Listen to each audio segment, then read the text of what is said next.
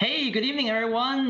Welcome back to the 2019 Transatlantic Professional Team Go Championship. This is Game 8. What an exciting Sunday night we have for you here. Super nerve-wracking stuff from the previous 7 games, and now we're down to the last 2, or maybe this is going to be the final one. We don't really use the word game of the year a lot, but it looks like this evening or afternoon for our viewers in the US, certainly we'll have a cracker for you.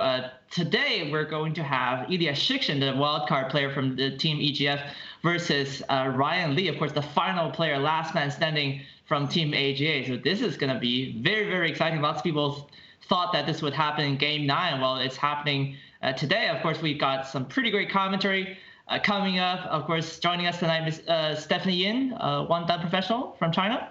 Hello, everyone. Hey, Stephanie, how's it going? Good, pretty good. How are you?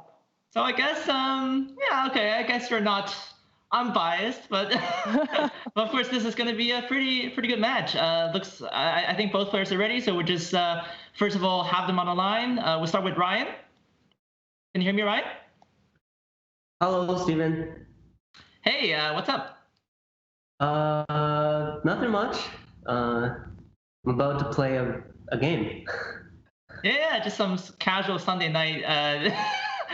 So it looks like you're the last man standing. If you win this one, you're gonna play the final match as well. That will be game 9 next week. Do you have confidence that you'll carry your team all the way to the victory? Well, as with every game, I'll play and see what happens.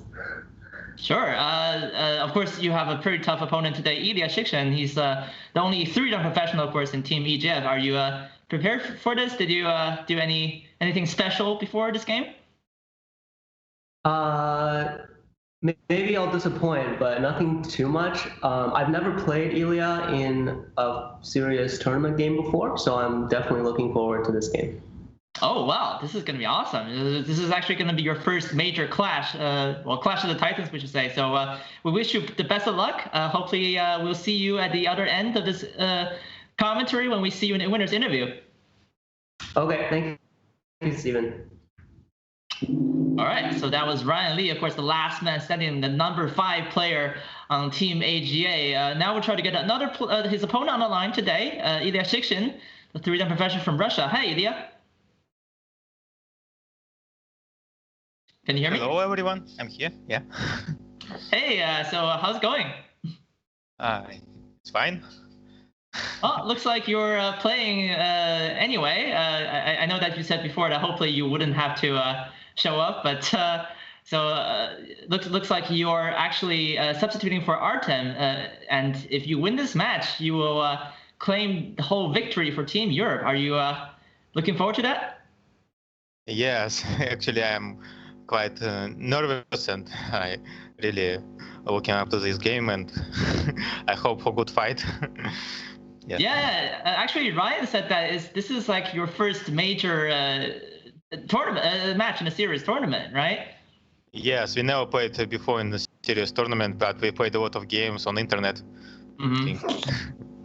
We have about same score, like 50% win for everyone. Oh, wow. So this is going to be exciting. Well, we wish you the best of luck. And, well, if you do win, we'll give you a moment to, of course, prepare your winner's remarks. But, have a fun game and see you on the other side. Thank you. All right. So those are the 2 players ready to rock and roll. Of course, they're going to set up the game on OGS in a brief moment.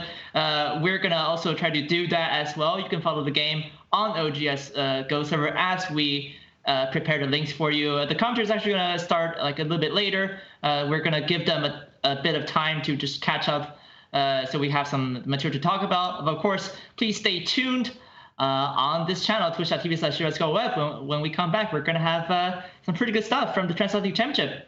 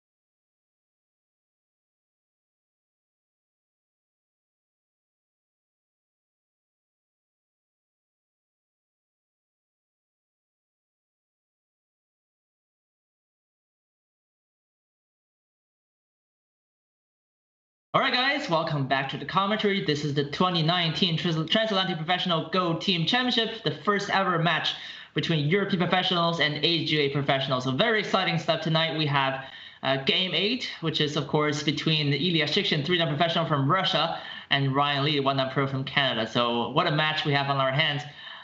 This is already, I mean, this is only the first year we're hosting this, and it's already creating such a hype. You know, when we started the whole thing, we thought it would be just kind of cool if we can get to like at least round game 7, right? So it'd be like 5-2, 5-3, something like this. But now we're already at game 8, and what levels of excitement we have. So really, we're trying to make this an annual thing, if possible. I'm probably thinking that most people enjoyed the process. You know, it's always nice to see some high-level matches unfold, you know, in real time. So if you want to go ahead and support us, just check out our website, transatlanticgo.org/support. You can also become an EGF or AGA member, or use the Transatlantic Go Team EGF, Team AGA hashtags on social media. So pretty cool stuff to do if you can support us. Anyway, we're also not only doing this, in 2019, because of course around the corner there will be the 2019 US Go Congress in Madison, Wisconsin. I know Stephanie and I will be there, so we're gonna have some pretty cool commentaries on this channel. So hopefully you'll check us out. Mm-hmm. All right. Anyway, yeah, Stephanie, this is the match we've both been looking forward to, right? Yeah, very exciting. And as far as I know, I think Ilya is the highest, professional Dan holder in Europe. I don't know. That's right. He's the only professional 3-dan as according to the promotion system. Right. And I heard his style is very violent, I would say, or aggressive. Yeah. He likes to fight a lot. That's good for viewers. Yeah, it's very exciting. Mm-hmm. Mm-hmm. All right. So what about Ryan? I guess you are the best person to ask this in terms of how well he's prepared, and of course we all know that he had that legendary win against Chen Yaoye, the Chinese that was champion. A long time ago. Yeah, that's still has to be said. I think that's probably a lot of people would regard that as one of the best wins, ever from a Western professional against an Asian professional. For sure. So how is he doing? So he still keeps playing some Tsumegos, Left and Death every day, but unfortunately he has to work on his project for a PhD, and he has a lot of work to do with his paper and research, and he didn't play a lot of games recently. So wish him a luck to play well in this game. Yeah, so well, of course he's done something to, I guess, stay kind of sharp, right? I know that you guys have a YouTube channel on which you do these videos, so that's really cool. Like the New York Institute of Go channel, right? So he just recently he made a video about the 3-3 invasion, so that's of course super nice. Hopefully he gets to apply that in this game. I guess we're just gonna jump into the game a little bit. We can of course have a slow chat as it goes on. Sure. Are you in the review board? Yes, I am. Cool. All right. Can you see the moves? Yeah. Okay. I think we're just gonna first just show the live game. Where is that so far? Okay. Sure. Okay. Yeah. It's up to the 38 moves right here. Okay. So it's there. All right. So we can actually start from the beginning as you want. Just a quick reminder for folks watching online, if you want to follow this game in real time, the link is already available in our chat. Of course, you can just ask anyone on OGS as well. That's where most of the crowd is. I think we already have like almost 200 people spectating on OGS as well. Nice. So yeah, if you wanna vote for some player, either Ilya or Ryan or Team EGF, Team AGA, you can go ahead and check out our polls underneath the video player on our Twitch channel. So definitely lots of people screaming and shouting, "Go Team EGF, go Team AGA!" So we're gonna try our best to, of course, cover this game in its entirety. All right. Cool. Let's get started from the beginning. Yeah. I do have a question. I'm able to see any comments from the audience, or you're the only one? You can if you want to. Of course, we'll try to cover all the questions we can. I think our producers will be trying to forward these questions to us from the OGS chat and Twitch chat. Oh, but yeah, like nice. we're definitely happy to answer any questions. Just keep in mind that even if it's something very elementary, you know, it doesn't have to be super complicated. We're still very happy to answer them. You know, Stephanie is a very great teacher, and you know, she's had lots of experience with this. So yeah, right. Just ask away. Yeah, ask any questions you like. Okay, let's get started. Yeah. So in this game, Ilya plays black and Ryan is play white. Okay. All right. Third invasion straight away. Yep. Yeah. I was actually last night I was thinking whether the players will play the 3-3 in this game again. Yes. Everyone loves the 3-3 now. Yeah. It's kind of almost weird if you don't play it when you see a star point. Yeah. Okay. Yeah. All right. So the one space jump is not as common as the knight's move. Usually, after white extend here, black play the knight's move, and then white get the center and do something else on the board. Okay. So Ilya probably has some weapon in hand by playing this move. Ooh. And then Ryan decided to Tanuki. I guess the reason why Ilya played the one space jump is because the ladder works. Oh, so we have to pay attention, right? If the ladder is working before playing the one space jump. Yeah. So let's show me where the ladder is. After white pushes here, black needs to block, and then white can cut. If white cuts from the outside, and then black is just to eat it, just eat that stone. Right. Just capture. Right. So black can extend and get some more influence on the outside. But if the ladder works for white, and then white can cut inside. And a target from the outside, and then use the ladder to kill the I see. But I think right now the ladder actually works for black. So, so of course, if black just runs out, then white's kind of broken. Right. But just want everyone remember this: if the ladder works for white, and black should not choose this variation because leaving the corner is too small in the opening.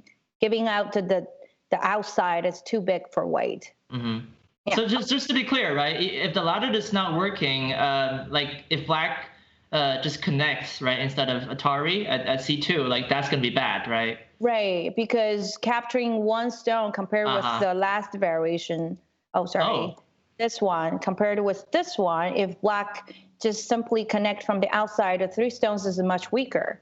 That's actually a pretty big difference, I think. Right. So the 3 stones are too weak, so it's not acceptable for black. All right, let's go back to the original game. All right, so black, white Tanuki. All right, and then Kosumi, one of the very common Josekis now. Shosaku's diagonal cannot go wrong. No. All right, and then push on the top. Oh, the Kosumi on the second line. Okay. Ooh. Yeah. I do have a question about this move. I wonder why black doesn't like to play the extension move on the third line. So is there like a Joseki that goes with this? Yeah, there is, but it is always like not like a traditional Joseki. It always come after AI Josekis. Sure. So I guess the reason why black doesn't like to extend in this situation is because white will have some sentes on the top, and if black tries to hane, and then white will have the very strong wall. The wall is very thick, and then white can expend a lot of moyo and the potential on the side. Yeah. I guess there's also a variation that I've kind of seen this before. I wanted to ask if it's possible. Like if, for example, if white, so at move 4, cuts at F2, and then F2, and then black's gonna have to connect, right? And then white just plays the nose hit. Would this be like a good variation on the circumstances? What's the next move? The nose hit at H3. H3. Okay. Yeah. Okay. The bomb. Yeah. This is another variation after the extending move at 1. So if black tries to escape right now, extend right now, it won't, it's 7 is not a mistake, but it's kind of hard for black to fight in this situation. The corner is not alive. The 3 stones is still weak. So that means black has to Atari the stones right here, but it's very similar to the last variation. The outside is white, and the black is kind of pushed on the bottom, which is very small. Yeah. All right. Okay. And another reason for the Kasumi right here is black probably is looking for a sente. So after this move, of course, white has to use another move to surround, and then black can extend one more, I guess, or just tanuki right away. Yeah. Which he did in the game, right? Looks like he did that. Right. Okay. So, and then, oh wow. White tanuki again. There we go again. If you like to see all the 3-3 invasion Josekis, please check our YouTube channel. This is like ocean actually. Sorry to say that, but Ryan just posted the two recent videos are about the 3-3 invasion. One is about 3-3 Joseki, 3-3 invasion Joseki, and the other one is about answering the 3-3 invasion Josekis. So feel free to check it out. All right, so I'm spend a lot of time to talk about the 3-3 invasion right now because it has a lot of variations. Yeah, so can we... I'll tell you what, if Ryan wins this game, that's definitely going to boost the reputation of that video, of course, for sure. He's had to deal with two 3-3 invasions already. Right. One of his own and one from the opponent. So, yeah. I actually asked Ryan last slide. I said, are you going to play the start point? Because nowadays people are started playing the 3-3 invasion, like pretty much every game. And he said, and I had a question for him. I said, if the 3-3 invasion is so good, why do people still play the start point? And then he said, it's because people don't like to get approached when they play the 3-4 point right here, like right here. So that's why people kind of have to play the start point because they don't like to get approached. I guess this is another reason why he chose to play the 2-star point because he doesn't like to get approached as well. Okay. Well, if you play the Tengen, there's no problem at all, right? Right. But you already know going to the center is kind of disadvantage in the opening, right? Sure, so people like to do that.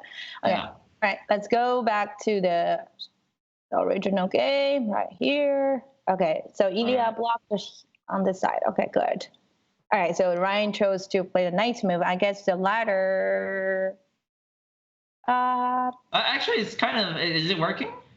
The ladder actually now is working, but if white choose to play the one space jump, it leaves a lot of ladder breaker around this area, and then this group on the bottom will get weaker.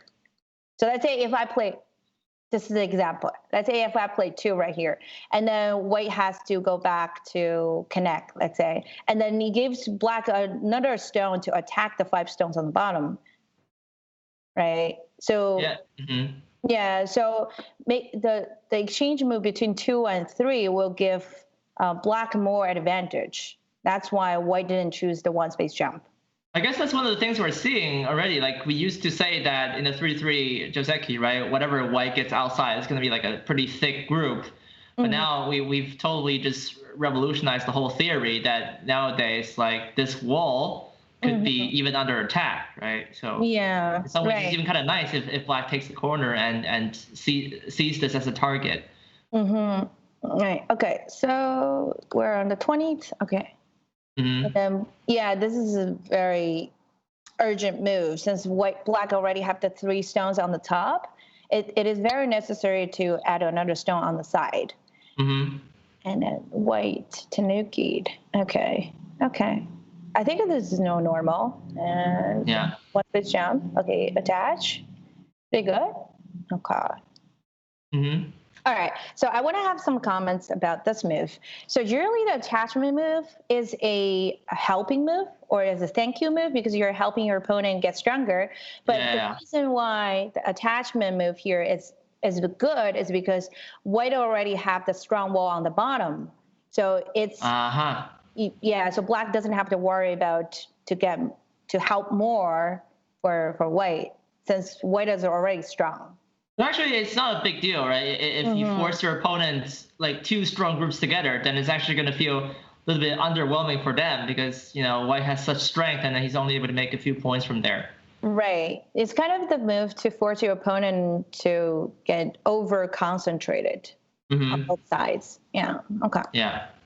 Right. All right. I guess so far we're doing pretty well, right? Everything's relatively normal. All right. So I wonder the next move, whether he's going to keep playing or he's going to Tanuki. So let me guess. So what do you think? Well, I know that Ilya always likes poking around, we've witnessed this firsthand in European tournaments. So his kind of style is, he always pokes around his opponent's group and says, you're not alive and you have to do this. And so he's pretty aggressive. I guess he would Tanuki, but of course I haven't seen a... This is my guess as well. Yeah. I think probably he will Tanuki. Yeah. Oh, okay. All right. Yeah. So he's saying, he's building a pretty big area on the right side, I guess. Okay. And then, Kusumi is very good. So what do you think about this game so far? I think by instinct, without any analysis. Yes.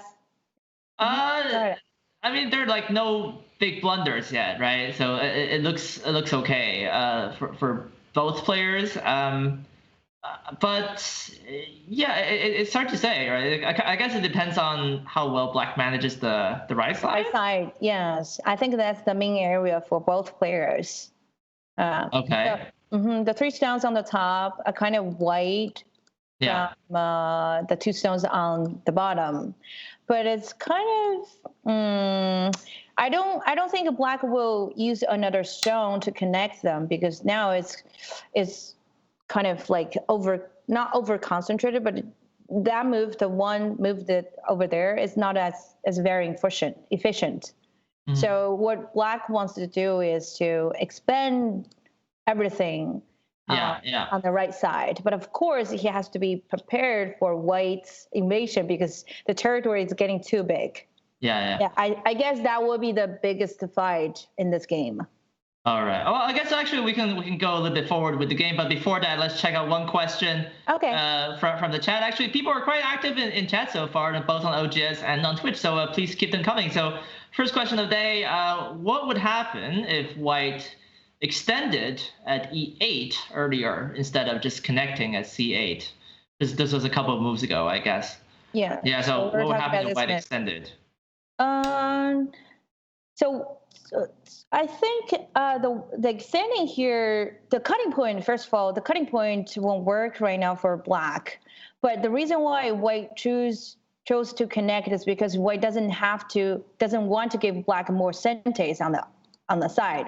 So that this group now is completely alive. But of course, black is not going to use all the centes right now, but later on there's still some Ajis on the top.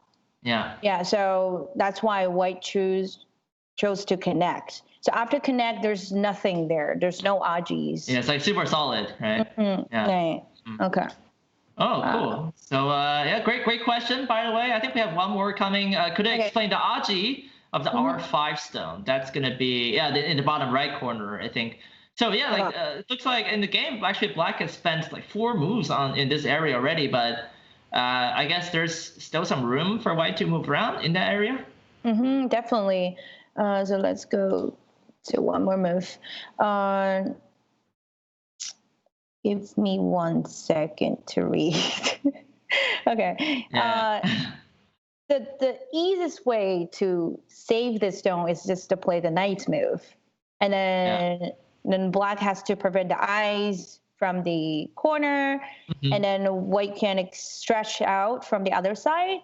And if black blocks here, and white can use the center first, and then and extend one more. So now you can see there are 6 spaces. So usually when you have a 6 space or more than 6 space, is not like 100% alive, but most likely is already alive. Still have to read, of course. Yeah, we still have to read. Yeah. Okay. So I guess white's not going to do this immediately, right? But he always has the option to do it. Right. So because living here on the side is still too small, like what we talked about earlier, on the right side, the potential on the right side will be the biggest area right now. Yeah. Yeah. Okay. I guess that's what they're gonna be competing for so far in this current stage of the game, because we see that Black's actually, attaching at N16. So that looks quite ambitious, doesn't it? I guess this is what Ilya's style is. He's always like being very aggressive, and I think in his dictionary there's no go back. I always want to move forward. Yeah. Okay, and then let's see how Orion responded. Okay. Oh, this one. Okay. And all right, double Hane. Yeah, I think so. So what extends? Okay. So the cutting point. So probably from some audience, they probably will have the question about the cutting points right here. Yeah. It looks like there's a cutting point right here, right? But I was thinking about that too. But actually, Black doesn't have to worry about this because there is a ko on the bottom. So if White Atari is on the outside and kill the stones right here, and then Black now can use the Hane to attack the 3 stones in the corner. So so it's not worth it for White to do that. The corner is too big. Like, that's actually much heavier for White, right? If Black loses his ko, it's not a big deal. But if White loses the ko, then the whole corner is gone. It's gone, yeah. So the territory for the corner is about 30 points. It's too big. Yeah, compared with the stones on the outside. I see. So actually, White should not Atari, right? Just leave it. Right. Yeah, that's why Black Tanuki'd. Okay. We can't just assume the connecting move here. It's a sente. This move. It's a sente. When it's necessary. When you have to use it. But of course, you're not going to make this exchange. That would be very bad for Black. Yeah, use this when it's necessary. Yeah. Yes. All right. Yeah. Ooh. Like what I said. Yeah. So White eventually has to invade because the territory is too big. Yeah. We can't let everything become to a territory on the right side. I guess White still has something on the top side as well, right? So how are we doing in terms of points here? Like, who has more, a little bit, in your opinion? All right. So here is a piece of advice for all the audience. So a lot of people ask me, how do I improve? This is the most question I receive. And then I will suggest, of course, the reading skills is very important, and opening is important, and endgame is important. But during the mid-game, the judgment is the most important, because it will help you decide to make a correct decision. Like, for example, now we have to make a whole board judgment. That's the same in life. You also need good judgment in life. Just mark my words. Okay, so how do we do the judgment? So first of all, we have to count how much territory do both players have. The territory on the board. We're not counting the potential or the moyo or anything that not certain yet. So the corner pretty much on the upper left corner right here. Yeah. Is most likely White's territory, even though there's a 3-3 invasion, but we can ignore that because the outside group is not alive. So we can assume that's a White's territory in the corner. It's about 15 points. And then on the upper right corner, that's a 15, more than 15. So that's you can write it on the board if you want. We have a pen as a tool. Yeah. Right. Okay. Or you can draw stuff. Minwan loves drawing stuff on the board, so just go ahead. Oh, sorry. Yeah. I have a terrible drawing skill. Okay, 15 right here. All right, 15. Yeah. Okay, 15 right here. Mm-hmm. So that's 30. And then on the side, there are, I would say 15, around 15. Okay, so White now has a 45 territory on board without, we're not counting any potentials on this area. So question mark, we're not counting that area. So Black has 12 points in the corner, let's say 10 to 12, let's say 12. Okay. And then this area is undecided. That's a big question mark right there. Yeah. And this side is undecided. and there are 5 points on the side. So black now in hand, black has around 20 points. So pretty much white is leading by 25 points in hand. But black now has a lot of potentials on the right side. So now white has to make a correct judgment. How much territory that I can give black so that I can win? So if I jump too deep, then of course that's too risky. Even though I might be able to live there, but it's too risky. Is that worth it or not? All right. So since I'm leading on the board 25 points, is it correct? 45 minus 20. So let's in cash, So let's cross this with this so both sides have the same amount of potential. So we just crossed it out, and then white now needs to decide. Hold on, let me go back one more move. On the left area here. Oh, sorry, on the right area here. Oh, sorry. This drawing was amazing, isn't it? Sorry. So on the right side here, should I give black more than how many? 25 plus Komi.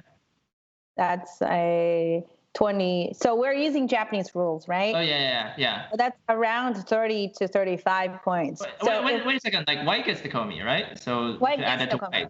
Yeah. So white is leading. White was leading by 25 plus Komi. It's around 35. Oh my God, that's actually. 35. So Ryan is doing pretty good. No. I'm not saying white is leading. I'm teaching everyone how to do the correct judgment. So we count all the territory in hand first, and now we're gonna make a decision. If I gave black 30 or 25 to 30 points on the right side, it's a still even game. But if black has more than 30 points on the right side, and I will be behind. So now I have to decide whether I should go to deep invasion or just reduction move should be fine. True. So in the actual game, Ryan played the reduction move.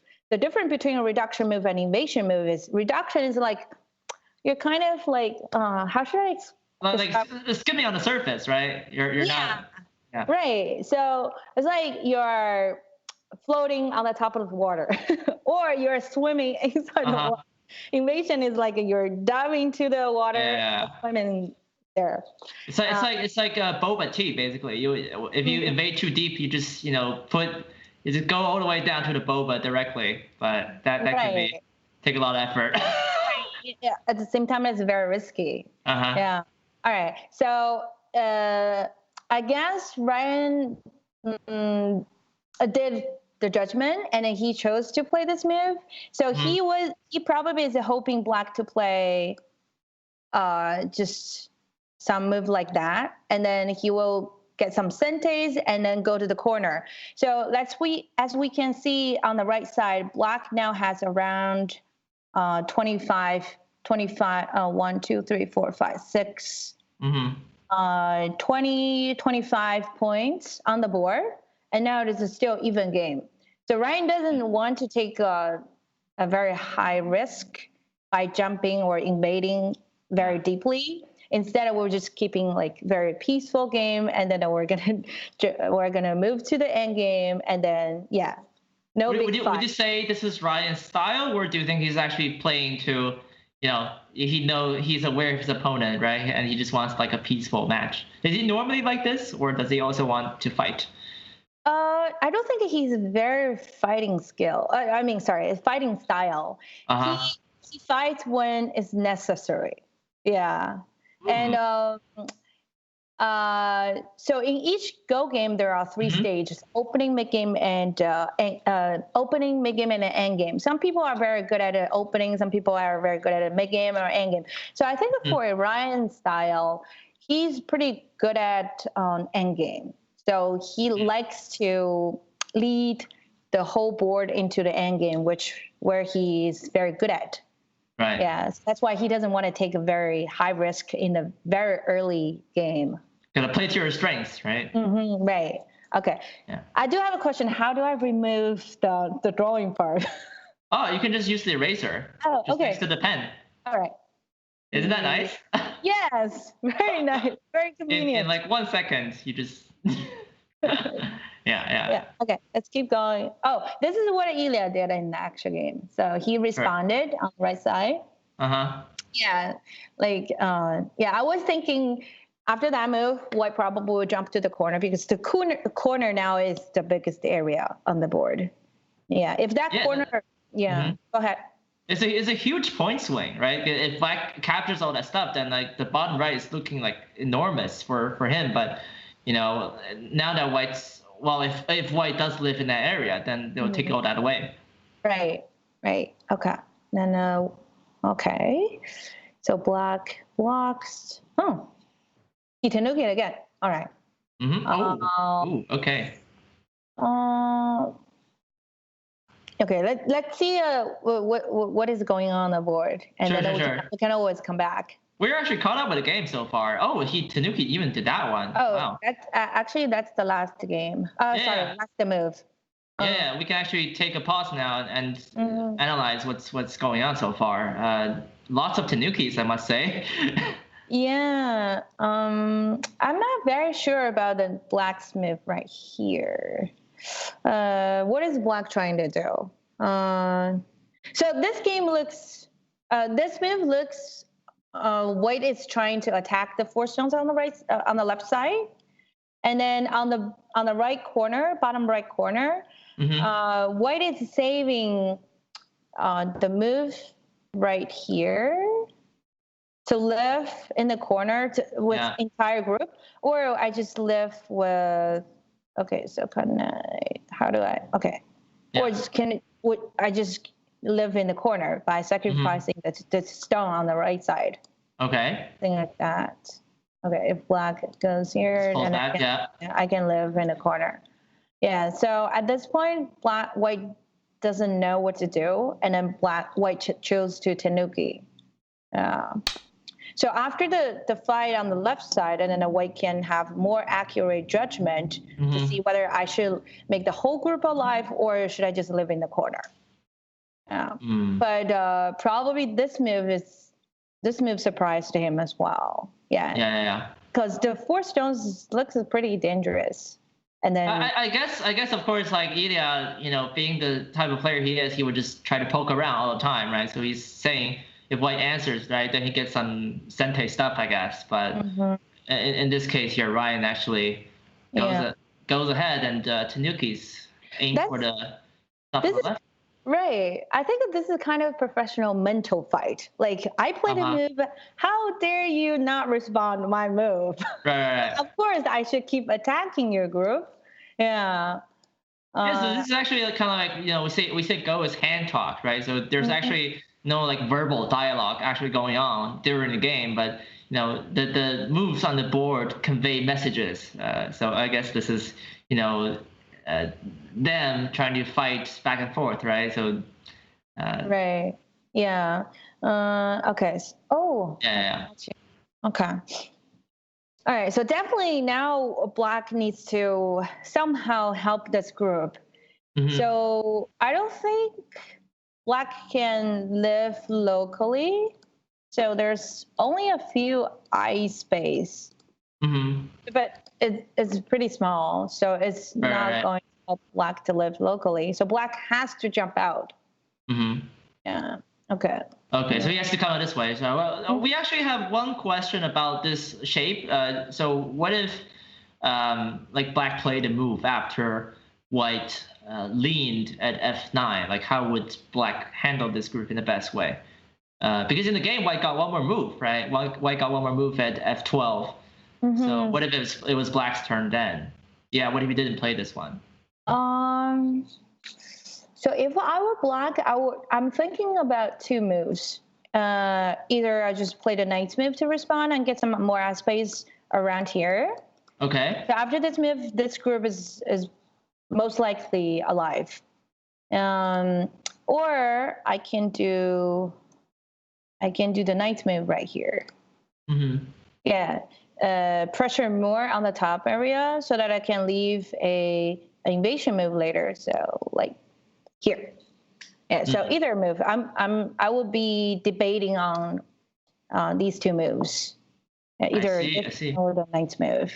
Yeah. But the second one looks pretty cool, huh? The large knight invasion, yeah. Yeah. So usually the large knight's move is one of the best ways to help the two space extension to escape this shape to escape, because you already have enough strong support or base on the side, and then you can actually jump further. Yeah. So there's no cutting point over here. So with the large knight's move. Yeah. Okay.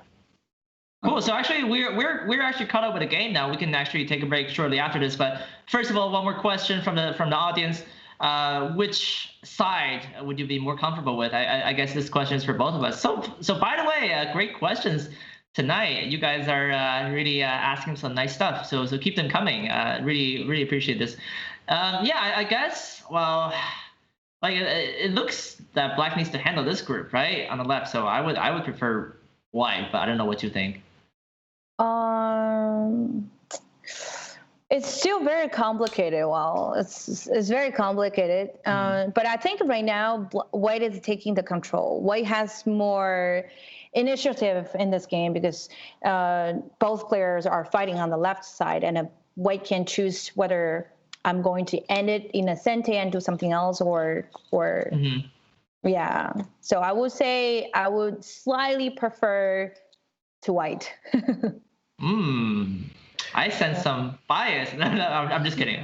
Now, of course, this is still early stages in the game, and I think they're gonna take quite some time to play this out. So we can actually wait and sit back and enjoy, just watch the game unfold a little bit, because according to the time settings, each player has an hour of main time. Just maybe quickly checking in on how much time they have. If we may, no, actually, it's not going to be here. So yeah, actually, each player has 1 hour of main time, just to introduce, and then each 60. Player, still has 60 seconds.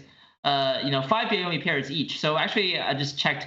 I think both players have about 34 minutes left. So it's pretty neck and neck when it comes to time usage. Still, so far they still have like half an hour. Of course, I think this is as expected. They're not blitzing this very quickly. They are taking this in a quite serious manner, because I'll tell you what, there's a lot on the line here, with regards to this game, because the winning team will take home the €1,000 top prize, 10,000 euro top prize. I'm sorry. So actually, if EGF wins this game, if Ilya beats Ryan today, he's actually going to take home the victory for his entire team. This will mean a lot to them, of course. It's the first Transatlantic who doesn't want to win that. So of course, for Team AGA, if Ryan could win this game, he would take it to game 9. That would be between Artem and Ryan, of course, if hypothetically he wins. And then AGA will be definitely thinking about the top prize as well. So there's a lot of stuff that is, I assume, going on both players' minds. They're used to all these, big occasions where there's a lot of pressure. But we shall see how they battle it out in the later stages of the game. So we can actually take a break now if you like, Stephanie. But great commentary so far. Really appreciate that. I just love the way you explain everything so clearly. So this is definitely good advertisement for the YouTube channel. It's my pleasure. Okay. All right. So we're just gonna take a short break. In the meantime, keep the questions coming. I can ask anything you want, including how to get started in this game. How does Stephanie become a pro? That's always a legendary story. When we come back, we're going to have more commentary. This is Game 8 of the Transatlantic Professional Team Championship. We'll be right back.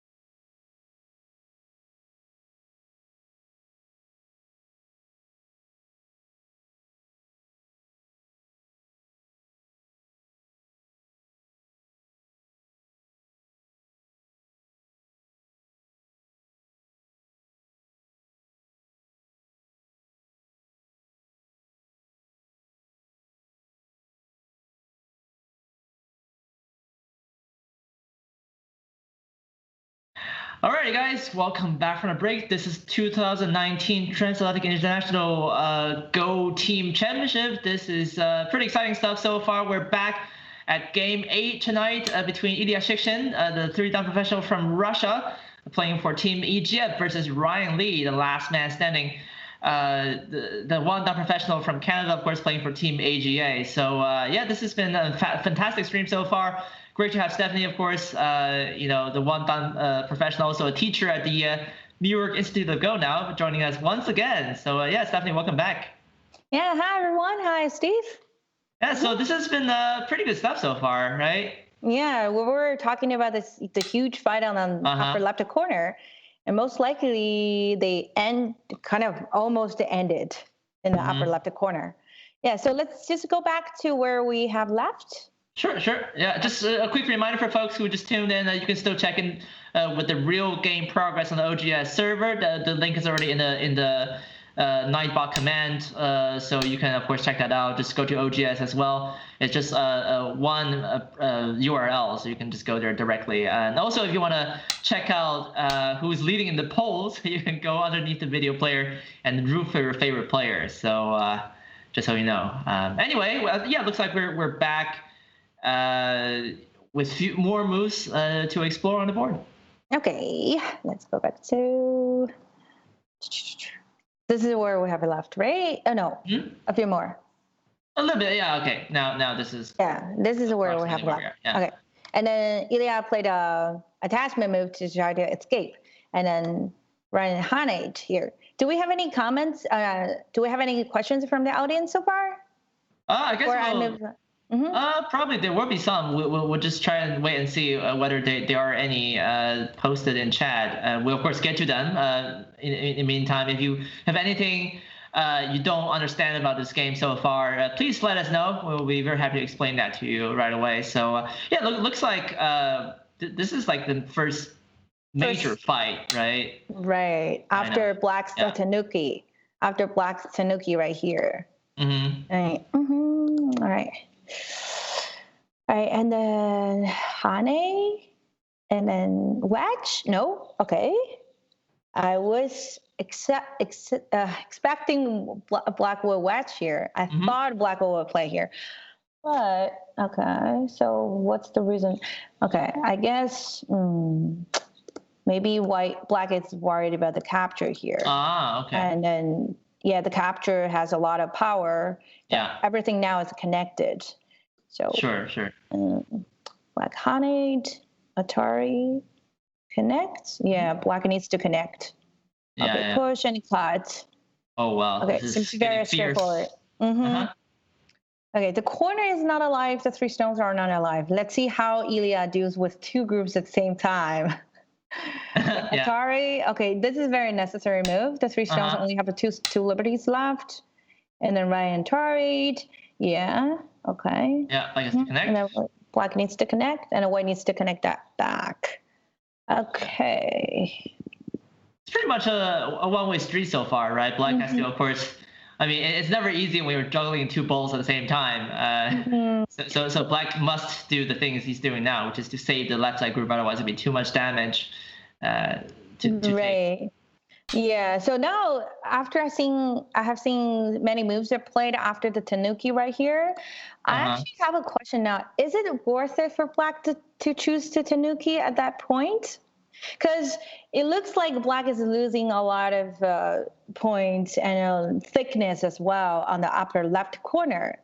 So compared with everything Black lost in the upper left corner and the Tanuki on the bottom, the Knight's move here, is it worth it? If I were Black, I probably will respond White's move right here instead of a Tanuki. Yeah, like the Knight's move we talked about, right? Or the large Knight's move. Right. So I think that's Knight's move Sente. It's too ideal. So Black was hoping White to respond, but even though there's no fight on the upper left corner, it's really the White won't respond that peep there. Yeah, so killing the 2 stones is still too small. So I would say this is not impulsive move, but it's too ideal. I guess if this doesn't work out for black, then we can definitely say that H5 would be paying the price for that, because we've seen this a lot, sometimes in high-level games when, one move that seems to seek Sente gets punished, and then the whole entire flow of the game changes, right? We didn't have any complications so far, but after that, just white immediately pounces upon the fact that black didn't respond and starts the first fight. So it's pretty amazing to see how the course of a game can change, especially when both players are very aware of what's important.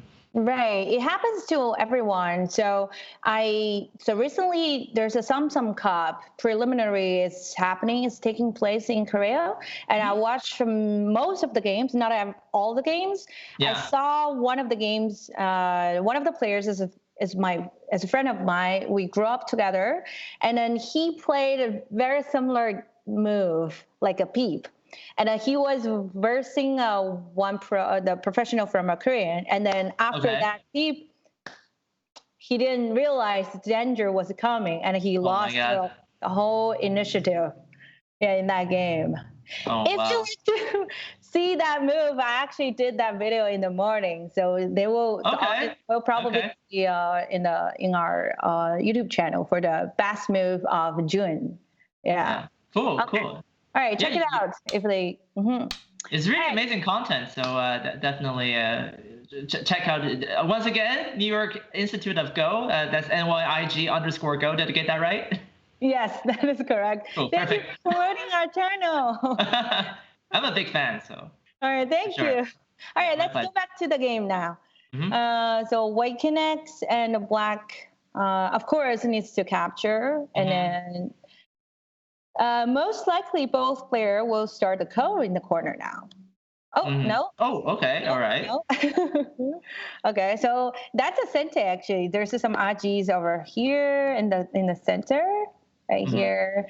So white definitely needs another move to protect the weakness.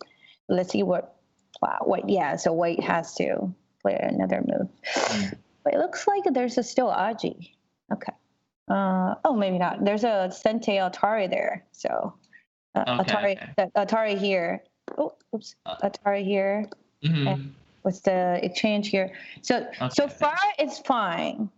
There's no serious cutting point yet, but so white needs to be careful with some move like this later on.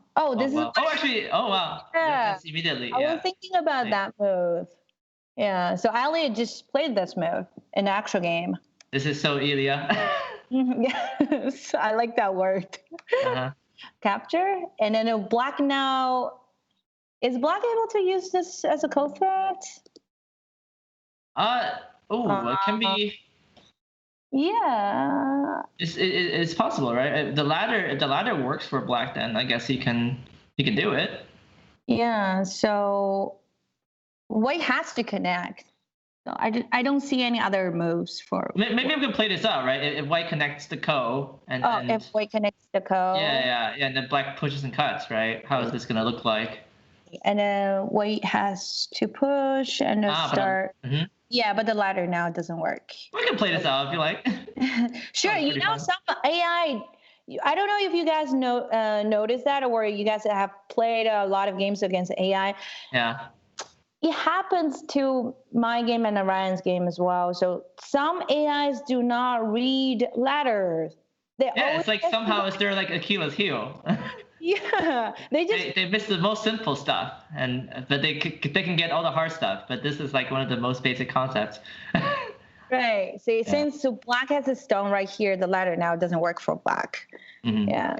Let's go back. Yeah. Okay, so white has to connect then, probably. Okay, so if black choose to play the push and then capture the ko. Where is the ko threat for white? Can white like hold on to it? Can he play like A16? Just hang tough? A16. Wow. Yeah, is that possible? It is possible. Wow, that will make the ko even heavier, because Black now needs to Atari, and then Black needs to find other coastguards. Yeah. It's hard. But I guess it's difficult, right? Because like if White's connected there, then like White's shape is like super strong. Yeah. But yeah. And I doubt this will be the coast threat, because even though Black can connect here, it's still you won't do any damage of the group in the center, the White's group in the center. White can still very easily escape. Yeah.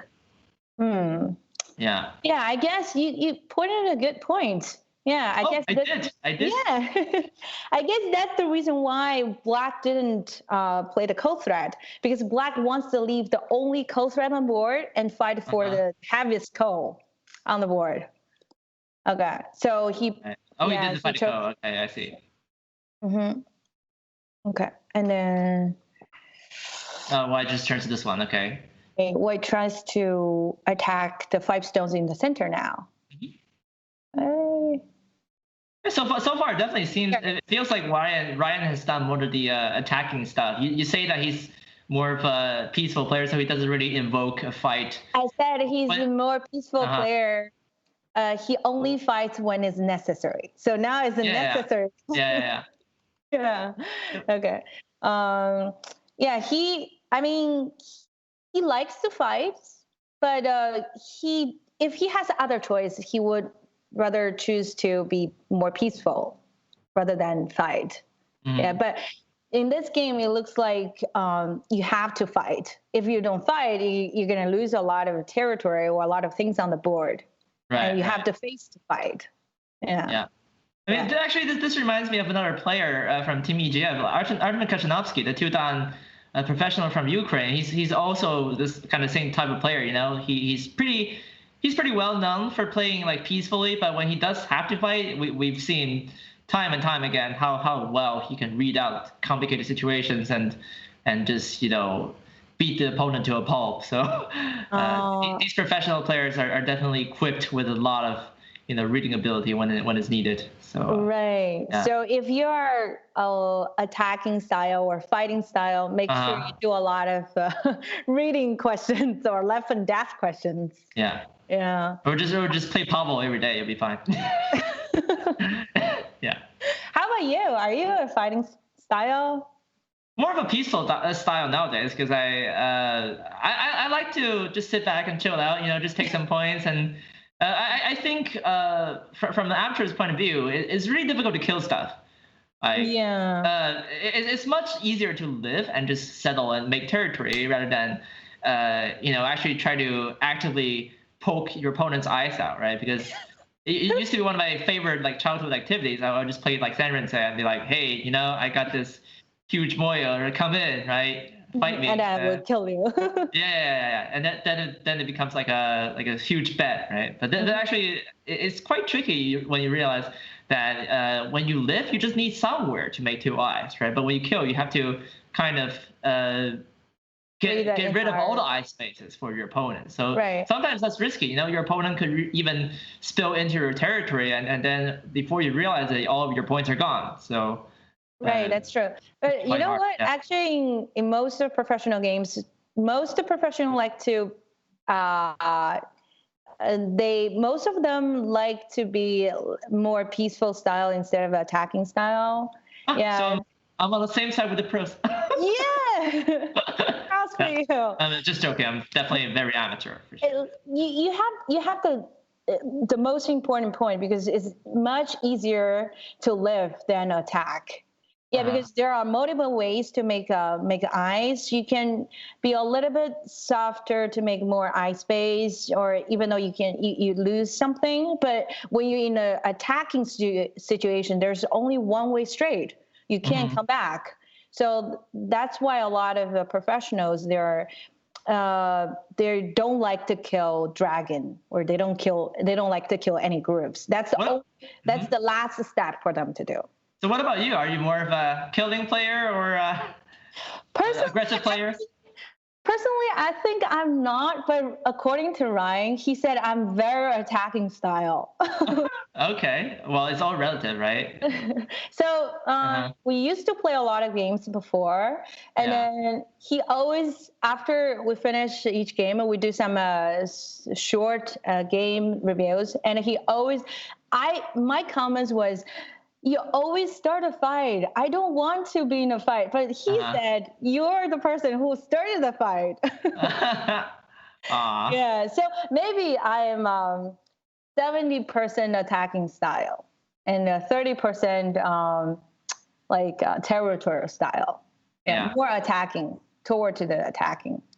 Do you talk a lot about like playing styles? Because I think remember when we were on a break, you told me that you actually talked to Ryan about like playing styles, right? And you said to him, don't play the 4-4, right? Don't play the start point. Is that a true story? Yeah, that is true story. Uh-huh. So since the 3-3 invasion is becoming way more too popular, pretty much we can see the 3-3 invasion in each game, and there are a lot of complicated variations. Some of the variation is even more complicated than the large avalanche, and I would have to say I'm not. I can't memorize all the variations so far. So it's still very hard for me to memorize all the 3-3 invasion moves. So I asked him last night, can you not play 3-3 invasion at the start point? You actually said that like explicitly. Yeah. Whatever you do, man, just don't do that. Right, because when someone plays at start point, of course they have to be ready to respond to 3-3 invasion. But what Ryan did in this game is Ryan played a 2 start point instead of a boy start point. Yeah. That's so. Yeah. Well, if he wins, you can't blame him. Right. Then that maybe contributed to the victory. So it's actually, I mean, it's super great I think, for us to see different styles, professional players' games, because I think we've seen a lot of variety, certainly, among the 5 AGA professionals and 5 EGF professionals. Actually, yeah, like as of today, I think all 10 professionals in this tournament have appeared on the stage. So you're really going to see a lot of different things, right? For example, Ilya's attacking, like Pavel's like, Pavel's super attacking, especially when it comes to like the end, right? And then second half, he would just come out like crazy. And then maybe Ali is a little bit more calm and collected. So yeah, like, you see all these different styles, and I think it's super great that we get to have this opportunity, every year, so that we can spectate and perhaps hear some great commentary from our fellow commentators. So this is, really something we try to do every year. So by the way, if you haven't checked out our website already, please, try to support us. We of course will be very appreciative of that, because this is actually being put together by a lot of volunteers, like Hajin and Natalia, working very hard behind the scenes to make this all happen. So really would be very thankful for all your support. Just as I mentioned before, go to the website and use the hashtags. So yeah, I really hope it happens next year. I don't know what's going to happen or when it's going to happen, but I certainly hope we'll get to have this great occasion once again. It's been such an enjoyable few months. Yeah, and it's very exciting. This is first ever professional match between AGA and EGF. Yeah, everyone is very excited. Of course, like they know each other before, so they probably played each other like online or in practice. I think lots of them would train together in China. I think we mentioned before in some previous matches that some of them are even roommates. So they do know each other very well, and they get along with each other very nicely. But of course, like this is the first kind of serious tournament. We're trying to basically model off of Noshim Cup, right, where we would have like 3 countries, China, Korea, and Japan, and then each team would have 5 players, and then they would like take turns to fight for their country's glory, right? So, yeah. Also to settle the debate once, not for all, but at least the first time, which pros are stronger. But of course, it depends on how the tournament goes. So certainly, I think both teams this year have shown a lot of fighting power, as well as some pretty exquisite reading. So definitely has been a treat. Yeah. Anyway, I think we have a few more moves on board now. Okay. Let's go back to. Yeah, I'm really curious to see how Black can survive. This is so difficult. Mm-hmm. Yeah. So we were talking about the cutting point on the top. At like a couple, not couple, but like 50 or 60 moves ago, we were talking about the cutting point was not working. But since black group in the center now is very dangerous, and and the cutting point is becoming. I would say it will probably work at the end because now white will have to, if white can choose to kill the center and give up the 2 stones in the corner, that'll be worth it. Right? The 2 stones right here. Oh, okay, yeah. Yeah, so what we're talking about, the reason why the cutting point doesn't work is because there's a ko in the corner. Oh, yeah, this one, right? The ko, this right? one. But what I was talking about was if white is able to kill the entire center by sacrificing the 2 stones in the corner, that would be worth it for white because I'm getting more territory in the center. I mean, it's like not even fully sacrificed, right? You can say the same thing like in white's favor as well. Like even though it's a ko, right? That would, of course, if white didn't have anything, that would be bad. But now that white just engulfs the entire center, like even the top right corner is not that clean, so black didn't really gain that much. Right. Okay. So that would be a potential weakness of black. The cutting points right here. Yeah. He's doing it. Yeah, he's doing it. Okay. So black didn't connect. All right, and a white extend. Yeah. Okay. Looks very complicated. I have to say, like, this is looking quite difficult for black, it seems, from the time being. Certainly, I think Ilya is spending a lot of time, as we just have a quick update for you guys if you're not following this on OGS.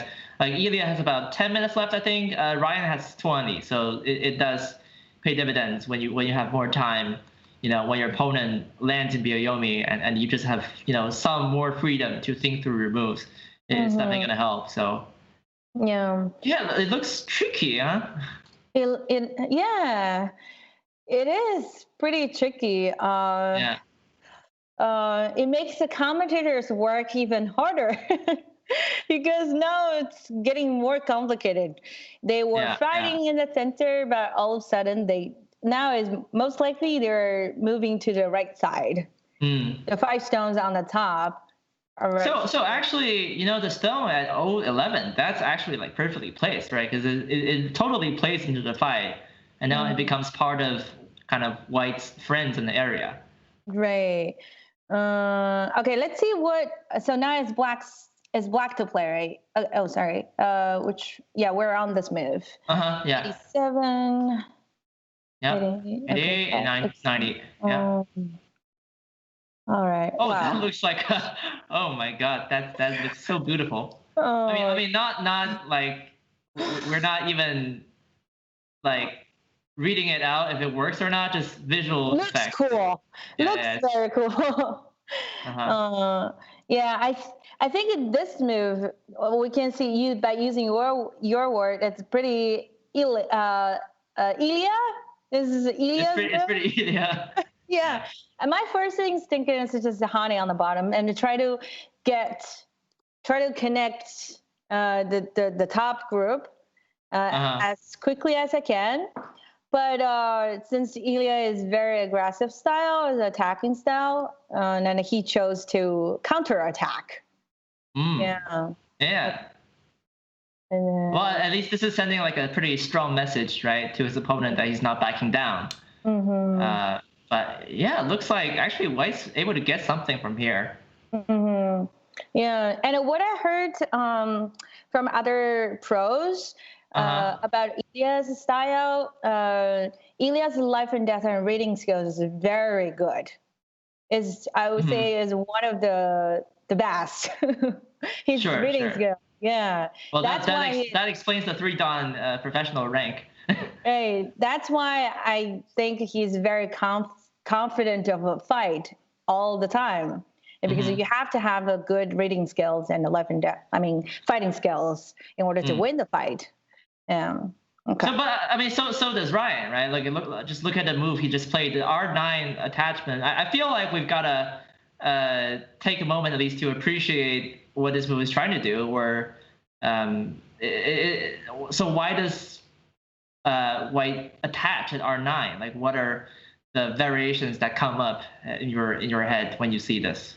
So the biggest reason why white played attach is because both Ataris are not good. They're too direct. So if white Atari on the bottom, as we can see, there's only limited area to make a life. So it's very hard for white to live on the side. Yeah. But if we just Atari from the bottom and cut through, that would be too direct. So cutting through here won't give any benefit for white. Yeah. Right. So if we played attachment move here, and if black still have to, let's say, descend here and kill that stone, but we can Hane from the bottom and connect stones in the corner, that would be much better than put Atari and push through directly. Yeah, that looks like a perfect maneuver for white, because now white doesn't have all that weight, at Q10. He can actually play somewhere else by saving that exchange. Right. That's correct. Okay, but of course, Ilya knows what Ryan is trying to do, and then Ilya played this move, and I guess white will cut through from here, and it will be very straightforward. And the next move, I would say, connect or Atari. I would not Atari. I would connect because if we Atari first. And then we're going to lose the Hane on the bottom. So the Hane now doesn't work for white anymore. So black now is able to block. But if we connect here first, if black still descend here, then we can use the connect, the Hane on the second to connect. This is actually probably good material for like common mistakes, right, of the month. So it's actually like it's not a good idea to play the Atari, right? Because that would be a good. There'll be bad exchange, right? That sells the Hane at S8. Right. So Ryan did connect, and now Ilya has to decide whether he's gonna cut on the top and let white live on the bottom like this, or black just simply descend. Yeah, I think he's thinking about these two moves now. Yeah. Most likely. Right. Since he's Ilya, probably he's gonna cut. Yeah. Well, actually, they're gonna take some time to go over this as well, because I imagine this will be a very important passage of play, right? This is actually this could determine how this game goes. I feel like right now we've arrived at the pivotal point in the match, so we should probably we can take a break and just. Watch how they play this out. In the meantime, of course, you can keep voting for the players if you want. Just go to the polls or type in OGS chat or Twitch chat. In the meantime, this is not the only stuff we have on our channel. So of course, in the week, just want to let you guys know we actually have the US Go Congress, the US Masters, and the Penn AJ City League finals, which Stephanie will be playing in, so definitely one not to miss. We'll see you, of course, from Madison, Wisconsin. I'll be flying over there, so it's going to be pretty great stuff on this channel. Anyway, I think we're gonna just take a short break and sip some water, and then when we come back, we'll have more commentary from Game 8 of the Transatlantic Professional Team Championship between Ilya Shikshin and Ryan Lee.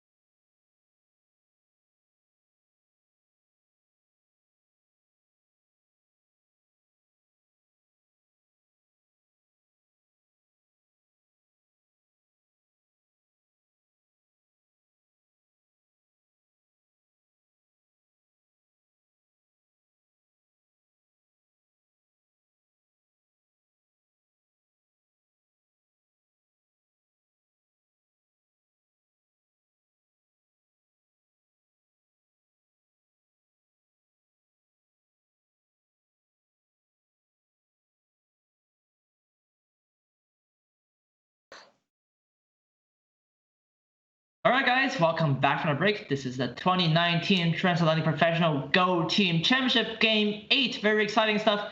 Clash of the Titans tonight between Ilya Shikshin, the 3-down professional from Russia, and, of course, Ryan Lee, the 1-down pro from Canada. So, yeah, so far it's been an amazing game. Of course, we're blessed to have amazing commentary with us as well. Miss Stephanie Yin, 1-down from China, professional, of course.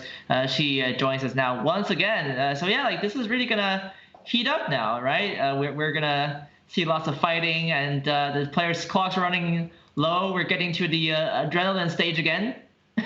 Yeah, and after this move, I think the fight, pretty much all the fights are already settled. So black connected on the right side, and the white killed the 2 stones in the center, and everything is connected for white as well. So maybe it's another good time to do a judgment and see who is leading and who is behind. Sure. Okay. So let me use the awesome pen here again. Yeah. Sorry about my drawing part. No, it's okay. You draw much better. Okay, so this time I just learned from Stephen. Now we're gonna use a different color. So which color would you like? It's up to you. Maybe we're gonna use the green. Okay, green for white. All right, let's count to white's territory first. All right, so there are. Let me. I think actually the biggest winner of the night is OGS's pen tool. Yeah, somehow. Yeah, it really became more famous after this game. Okay, so so I don't think push down will work, and then I'll count this all the way. Okay, so there are 30 to 35 points on the top for white. Okay. And then 30.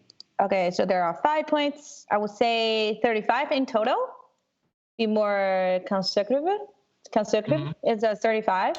And then there are. Oh, white just played a move. Okay, so let me do it again. You can go back to the previous move. I think the marks are still saved there. Okay. Probably at move 100. Yeah. Yes, I will just end it here. Sure. And then there are around 10 point on the bottom. So there are 4 points. I would not count them for now. Okay. So there are a couple points on the top. 10 plus 1, 2, 3, 4, 5, 6. So I would say around 15 points on the left side. So 15 plus 30, 45, or around 30, right? My math correct? 30. Yeah, 30 on the top, plus the 5 points on the right side, 35 plus 15. So that's 45 plus 5, so 50 points on the board for white. Right. Okay, so let's do.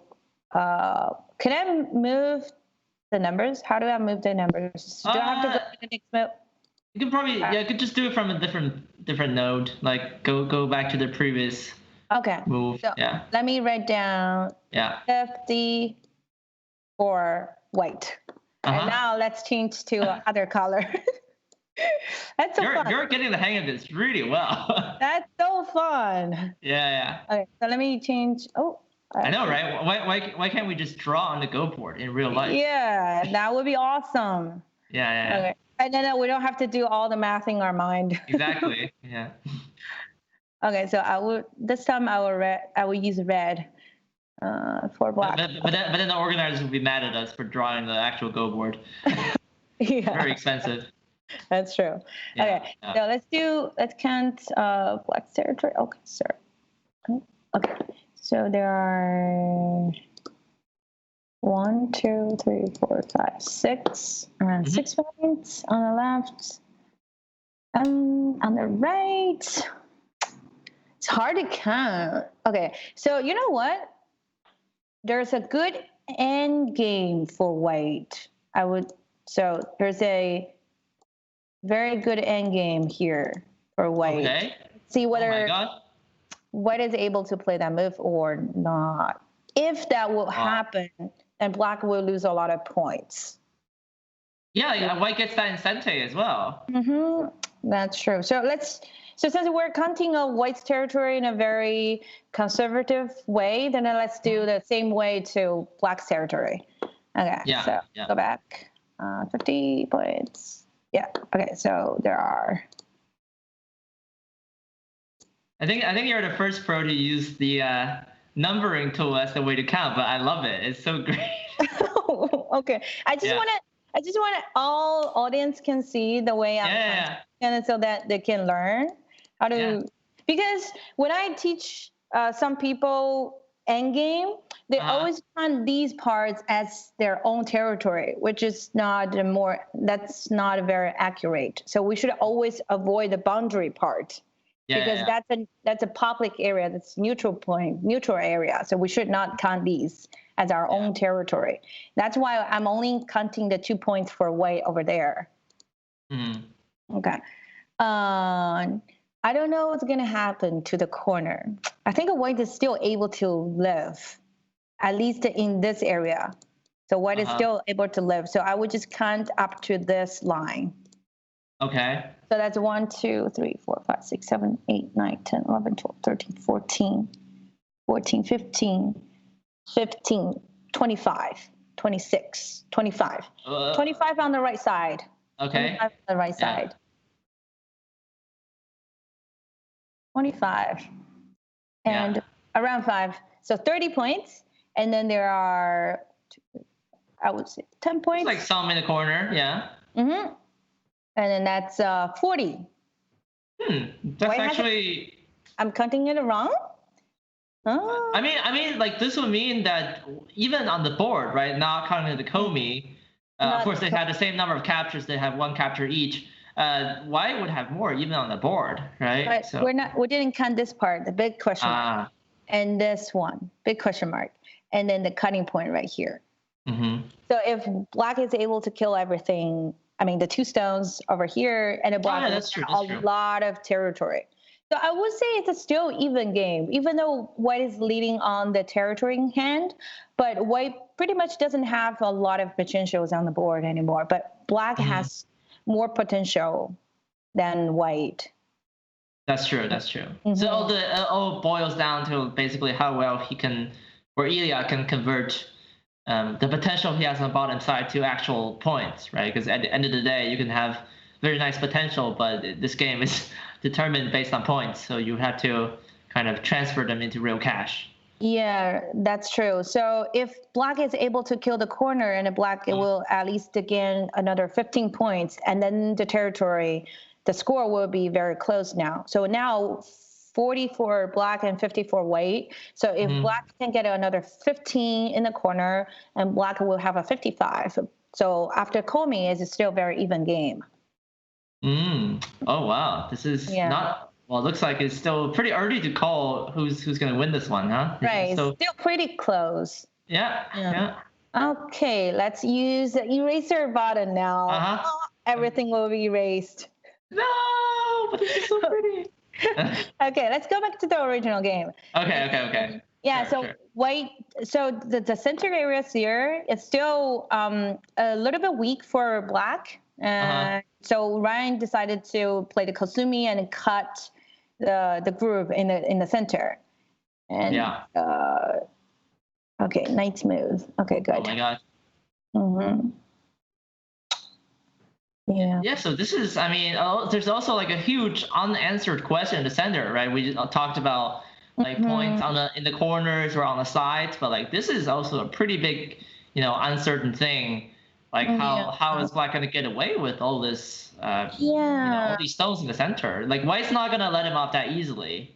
Probably, no, right? So the disadvantage of coming through from the center over here, is now black has 1 more stone right here. I think the corner is already dead. So white is not able to live. Yeah. So if white harness here, then the black can cut. Yeah. And then, so white has to choose Atari from either side. Let's try this move first. Yeah, okay. Stand, and then jump here. So there's no eye space on the right side. Then it's just dead, right? Yeah, that's just dead. So if white Atari is from this side, black descent, white has to kill these 2 stones, but black come back to connect the stone. And jumping from here won't give white another eye. So the corners is still, I would say, 85 or 90% is dead. But still, white can use some sentes on the side area here, around, around here. Some moves are around here, and these are still sentes. Yeah, but certainly like the Q6 stone is blocking one path for white to link up, right? So it does come with a cost. If white pushes through in the center like he does in the game. Yeah. Okay. Let's see what white did in action. It seems like he's onto something though. This is certainly a pretty aggressive cut in the game, and now we're caught up once again and move. I think 122 now. Just by the way, a quick update on the time. Ilya has actually 3 periods left. So he's definitely behind in terms of time. Ryan has still, of course, not much left, but still 2 minutes and 57 seconds plus 5 periods. So it would seem that Ilya is in more time pressure than Ryan is at the moment. Yeah. So the fight will be very straightforward, I think. So this is a sente for black, and then black has to either Atari here or turn over here to escape. Okay, so this is the actual game. So white pushed and black connected here first, and I think Ryan has to Atari. And then what is Ilya's plan? It doesn't like he's following my plan. I was thinking he's probably just the escape like that, and then Ryan will extend here and kill the kill the stone in the center. At the same time, white is trying to invade the territory on the side area here. So I think this is white's plan. Okay, but actually, like the super nice thing is actually even if black has a stone at K9, right? There's actually like not any. There are no problems in the center. Like even if black runs out, at J10, there's not a concern. Right, because that stone, the liberty is very short. It won't help. Yeah. Okay, so. Connected. So Ryan Atari'd. Okay, most likely, I think black is trying to pull that stone out. Okay. Oh, so which one? This one, I guess. Oh, the one in the center, right? Yeah, that's why he's using all the sentes. So he's using all the sentes so to make sure this group. This group can be alive. If that's a sente, I can just simply make 2 eyes. So I don't have to worry about that life and death situation. And, well, it certainly is better than giving white a Panuki, right? Or just, having that stone captured. But the Panuki at this point, Panuki, would you like to explain what the Panuki is? So like the M8 stone, right? Yeah. I guess it's not really a Panuki, but it would offer some sort of significance if white is going to invade the bottom, right? That would certainly add to the there.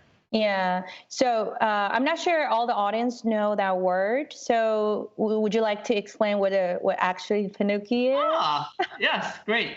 Okay, because that's kind of a not English name. Sure, right? sure. Yeah. Okay. Yeah. Okay, go ahead. Actually, this is great chance for beginners workshop.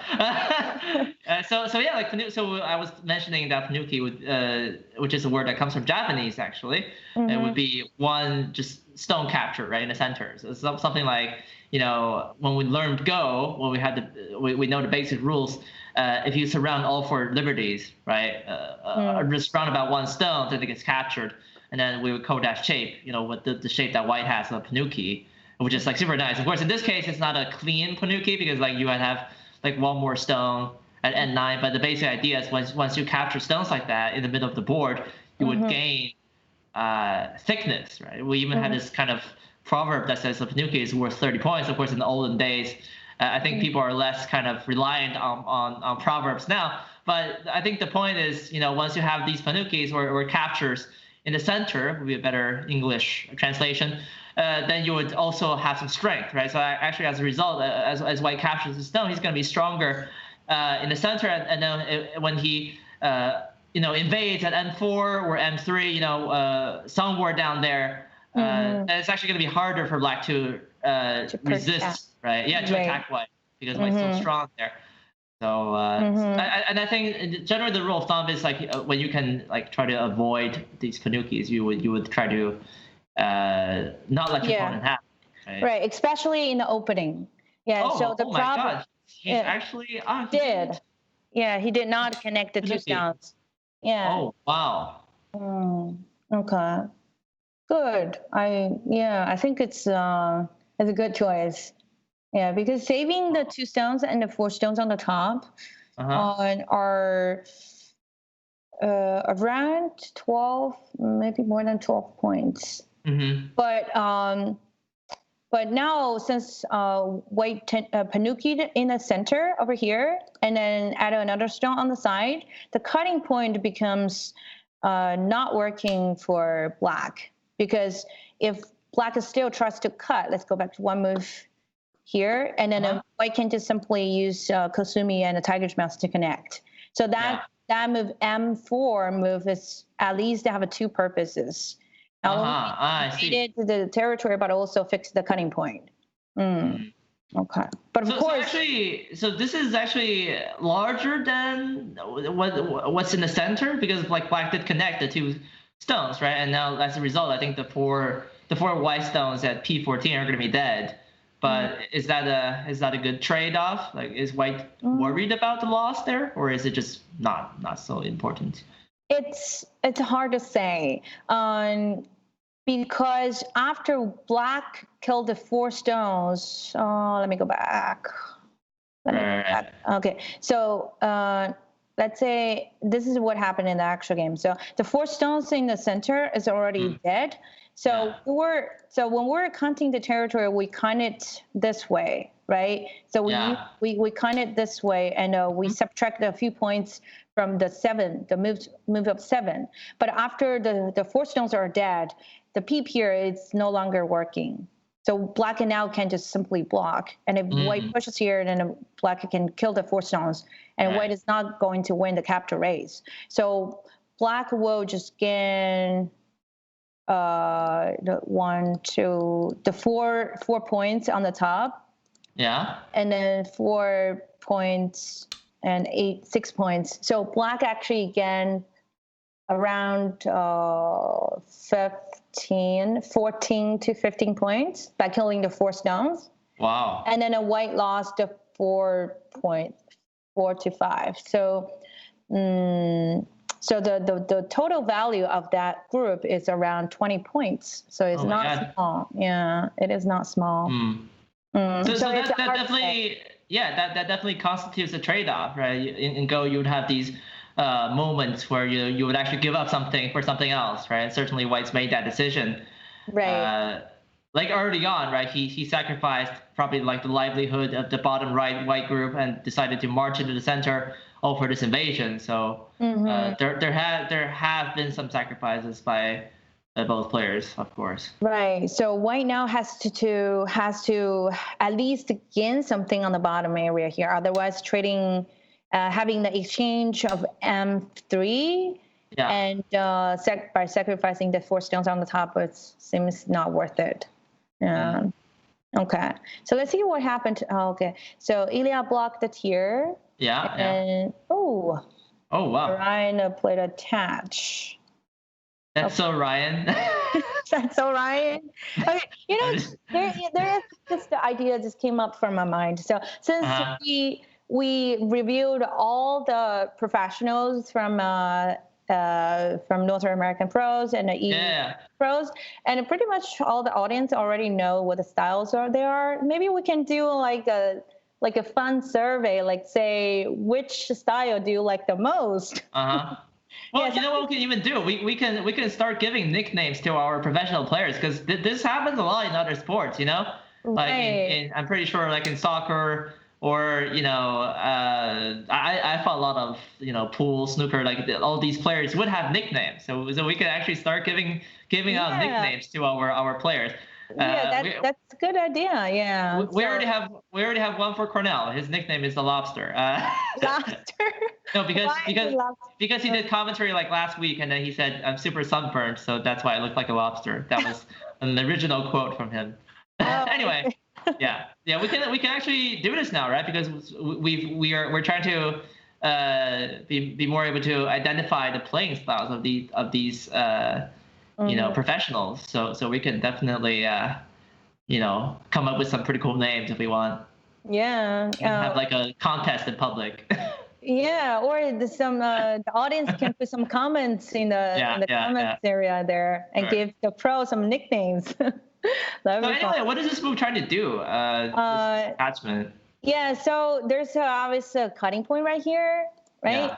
Yeah. So let me explain whether cut and descend will work for white or not. So does that work, Steven? Wait, which one? This one. Yeah, this one. I guess it would work, right? Because like it works right, it works for black. So that means descending on the H1 won't work for white. So white cannot kill the 4 stones anymore. So white has to come back to fix the cutting point. But if we just simply connect here and let black connect on bottom, and we can't actually do anything. There's any like a profit we have gained yet. So what the purpose of this move is, white wants to protect the cut at the same time to cut that stone off. So that's the purpose of that move.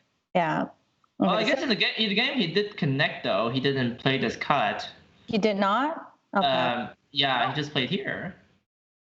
Then I don't understand why. Then maybe he thinks that the exchange move is already good. Maybe it's like a probe. I don't know, like asking a question. No.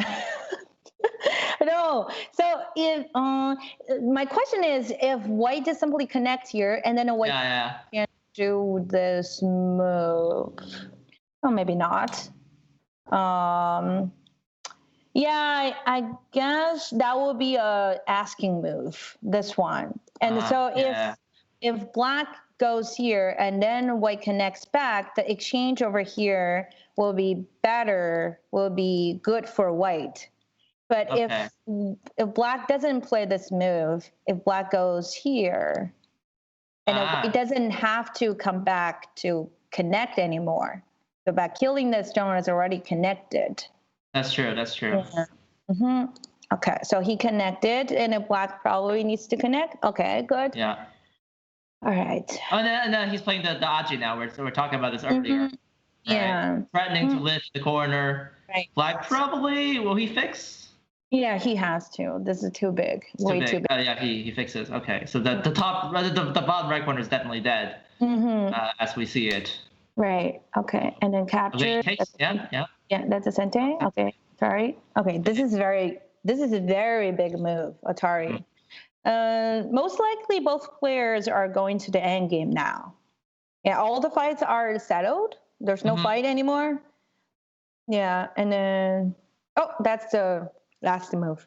Yeah. So we're caught up once again. But actually, I think the moves are going to come pretty quickly, because each player only has about like a minute per period, and they probably don't want to lose too many before they get to the sudden death stage, which is quite nerve-wracking. I certainly would have lost my calm for sure if I was playing for a team of 5 people, and then my timer goes down to the last 60 seconds.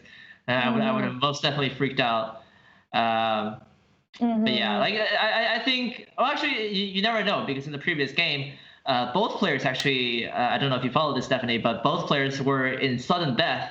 Wow. For the vast majority of the game, I think we had that for about like 1.5 hours, or even 2 hours. Wow. They had a big co-fight while everybody was under, the last 60 seconds time pressure. So yeah, like that game was definitely important as well, because whoever won that one would take a lead for the team, and before that it was dead even at 3-3. So pretty important match that was. Anyway, looks like they're gonna enter the end game now. I assume like the fights are kind of settled. Yeah, so now I think it's another good time to do the judgment to analyze the board. Okay, Sure. Let me use the pen again.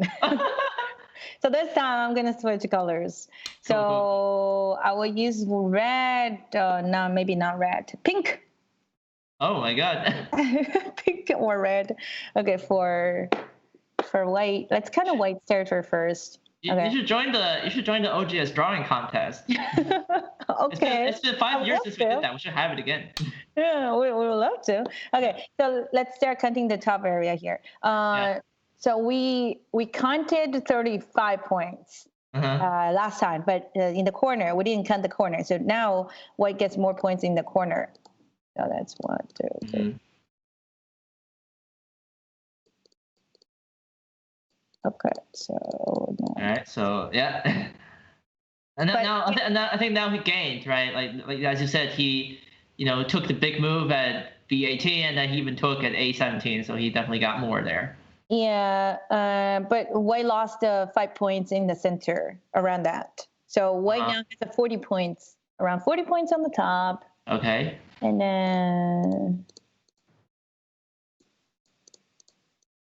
Okay, about 55 plus the center capture, and around 60 points. Let's say around 60 points for white. Okay. Yeah. Okay, and then let's go 50 points for white. Okay, and then let's stop here. 50 points for white. Let's just write it down. Big 5. Oh no. 60. Oops. 60 points for white. And now it's white. It's black's turn. Black gets. That's a very big number, 6.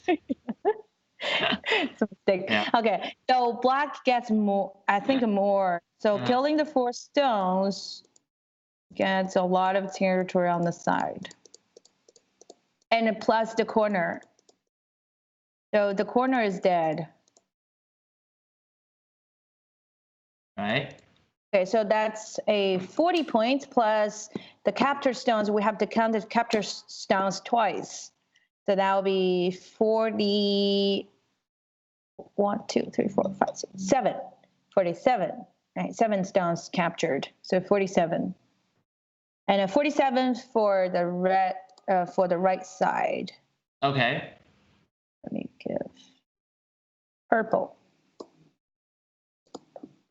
47. Oh, yeah. Okay, 47. And then there are around 10 points on the bottom area here. It's 57. Yeah. And then there's like something on there. 6 points. Right? Yeah, 6 points. Oh, 6 points. Oh my God. Sorry. My drawing is terrible. Okay. Nice. 57 plus 6. This is the most colorful Go commentary we've ever had.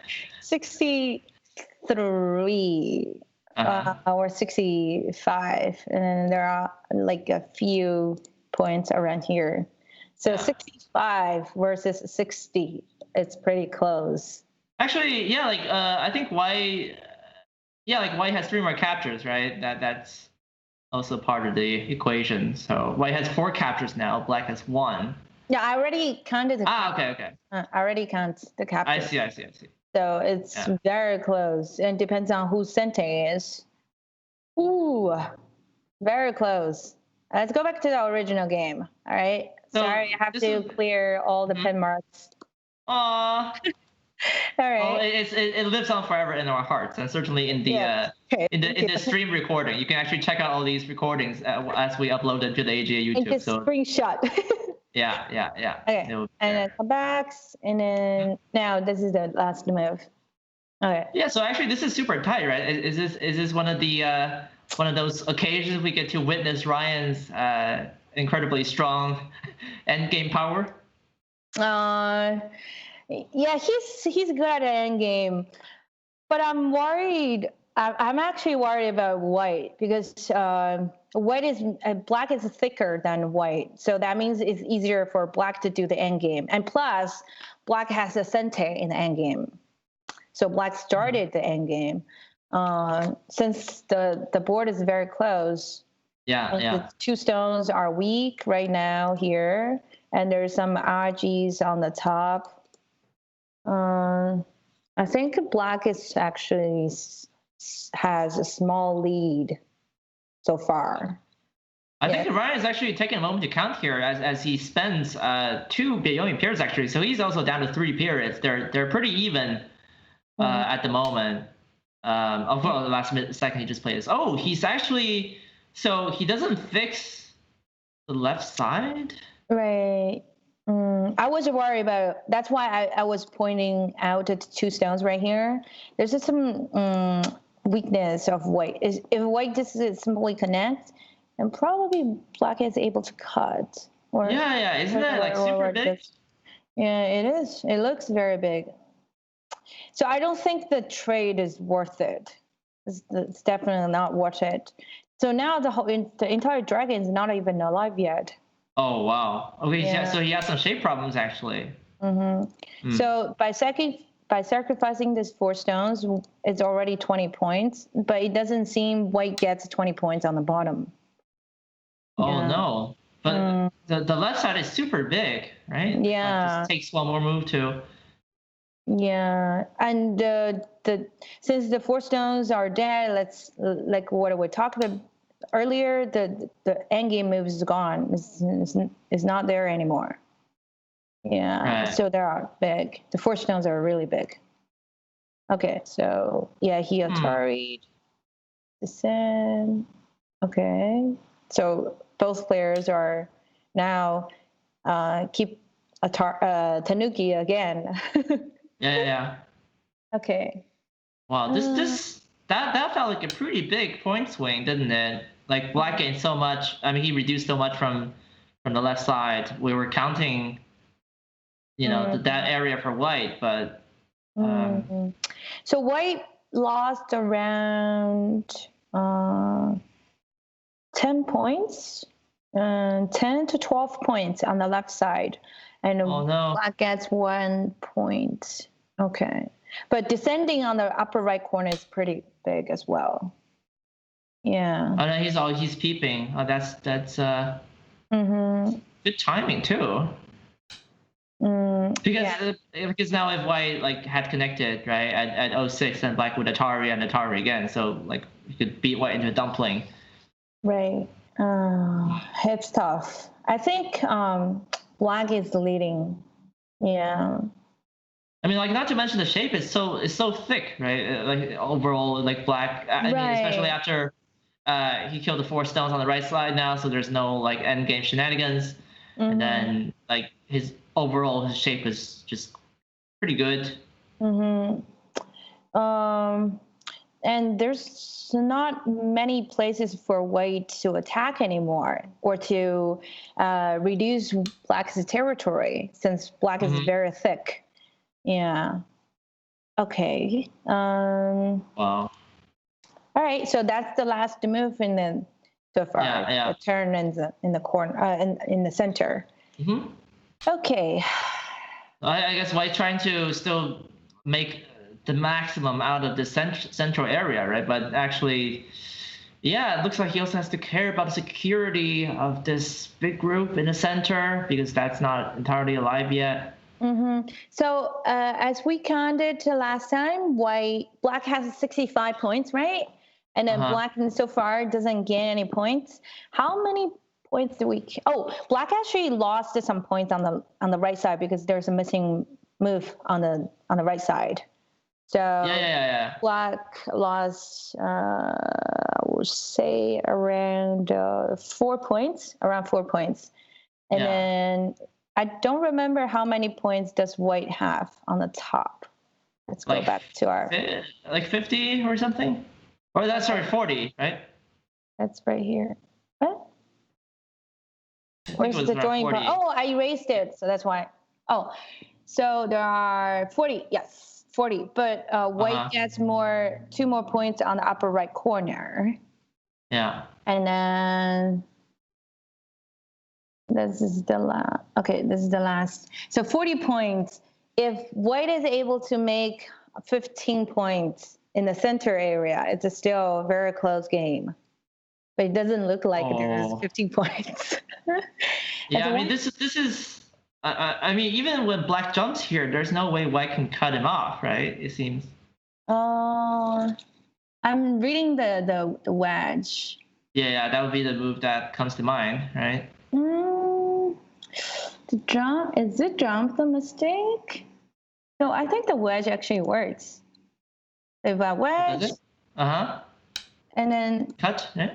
Black has to connect back, right? And then there's connect and die here, isn't? Yeah, but okay. So what if he Hanes instead of like just connecting? First the Hana is a B8. B8. No, after Atari. So okay. Instead of connecting here, what if he does that first? Then it's not existing anymore, right? It's not, okay. Yeah, but I can still, okay, no, I cannot try here anymore. Good point, yeah. Okay. Did I make a good point? Oh my God. Yes, another good point, good job. But let me see. Yeah. But what if I Atari here first? And then if you capture, Atari. Oh, wait a second. In the game, and it looks like there's something in the game.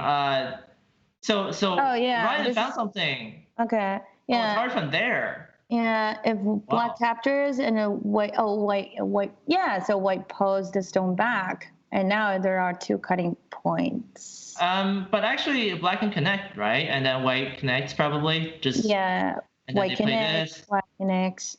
But it's not worth it to jump out and give additional points for white. So now this stone is dead. It's just a dead for non-reason. This stone. Yeah. Yeah. Okay. True. So black probably is thinking the knight's move. Oh no! So he actually connected. I was thinking about this move. Go back. Okay. I was thinking about this move. Oh, the consuming. Oh, the block. Yeah, like if white cannot cut anymore, right? Because black just. Right. So white cannot cut because the cutting points are already fixed. So white has to. They're not following me. Okay. All right. So then white has to. Cut. Right? White has to cut here. And black connects. White captures. Isn't it better than the actual game? So white now lost all the points in the center, and black only lose 1 point, one stone right here. Yeah, I think at one point you said that white needed 15 points in the center to make this close, right? But that's not going to happen now. Right. So if I were black, I would play this variation instead of the actual game. So white now gets on 1, 2, 3, 4, 5, 6, 7 points in the center, and maybe these 2 as well. So even though white is able to kill the 2 stones on the side, black is able to kill the 2 stones on the side, it's only 4 points in Gote, so it's still not worth it. Yeah. So black lost something. A few points, I think. So yeah, blocking here is the largest move on the board. And then white's gonna Hana and connect probably. Connect. Yeah. And then black needs to fix the cut. And now white has a sente. And then let's see how many points does white have in the center. Oh, actually that's almost 15 points. Almost 15 points. Okay, so he's not out of this race just yet. No. So I think that Ilya made a mistake by jumping there. Let's go back a few more moves and see why the jump is not good. See, white now doesn't. So let me show you the the final shape. The final shape looks like this, right? It looks like this. So white has all the territory in the center now. But let's go back to the move before jump. It's right. Okay, sorry. It's right. It's right here. Yeah, yeah. So let's say what black just played the easiest move by descending. Like a Nobi, yeah. Here. And then white, I'm thinking about Kasumi or the attach. Either way. So after white attaches here, white only has the 3 points right here. So in the actual game, black is giving this much point to white, right? Which is not necessary. Yeah, like actually white got all of those. In the end. That's pretty much a half Komi already. So half Komi is really big for professionals. Yeah. So they of course, I think they're both under time pressure, so they're not immune to making these mistakes. But yeah, like this could matter later in the match, I suppose, if it does come to a very close finish. Yeah, and also since that stone was not dead, and what most likely this extending move in Hane here, it's a sente for black. And so then white will also lose a few points in the center as well. And now the entire shape is very thick. It's very thin for white. It's not strong yet. It's not connected. The white still have to play more moves to connect. Yeah. Okay, so let's go back to the original game. And Hane. Okay, block, connect. And now it's white's turn. I think white will do something in this area here. In this area. I'm not sure which move. Maybe Atari here first. And then, so some moves on the bottom here is pretty big as well. Now let's see how Ryan does. This area is his specialty. So. Yeah. He really needs it now. I think. I think early on we're talking, about how white lost a lot of points on the left side, so somehow he has to, compensate for that. Elsewhere. Now that he has the sente, it might be actually, a good chance to fix the weakness. Just take the points back. Yeah. Okay. So all of a sudden the board is flipped back. Yeah. I was counting on black like a few moves earlier, but now it becomes close again. Don't we just love the drama? Yeah, we do. Yeah. Okay, that's a sente. So black, it's hard to decide whether black should play this move and leave some Ajis in the corner or just to connect. Yeah, so connecting is safer, but at the same time, it gives white a sente again. So if black is able to bomb here, there's a cutting point over there. White still have to somehow connect. But is there something fishy going on now that there's a cutting point at Q5? Yeah, there's some on. It might have a liberty fight in the corner later. So let's say black Tanuki and a white. Is that sente? No, that's actually not sente. So white has to cut. But black is able to live. And if black is able to live, then there's nothing going on in the corner. So if white are able to make that exchange, the bomb here, that will be probably a liberty fight because the corner is not alive.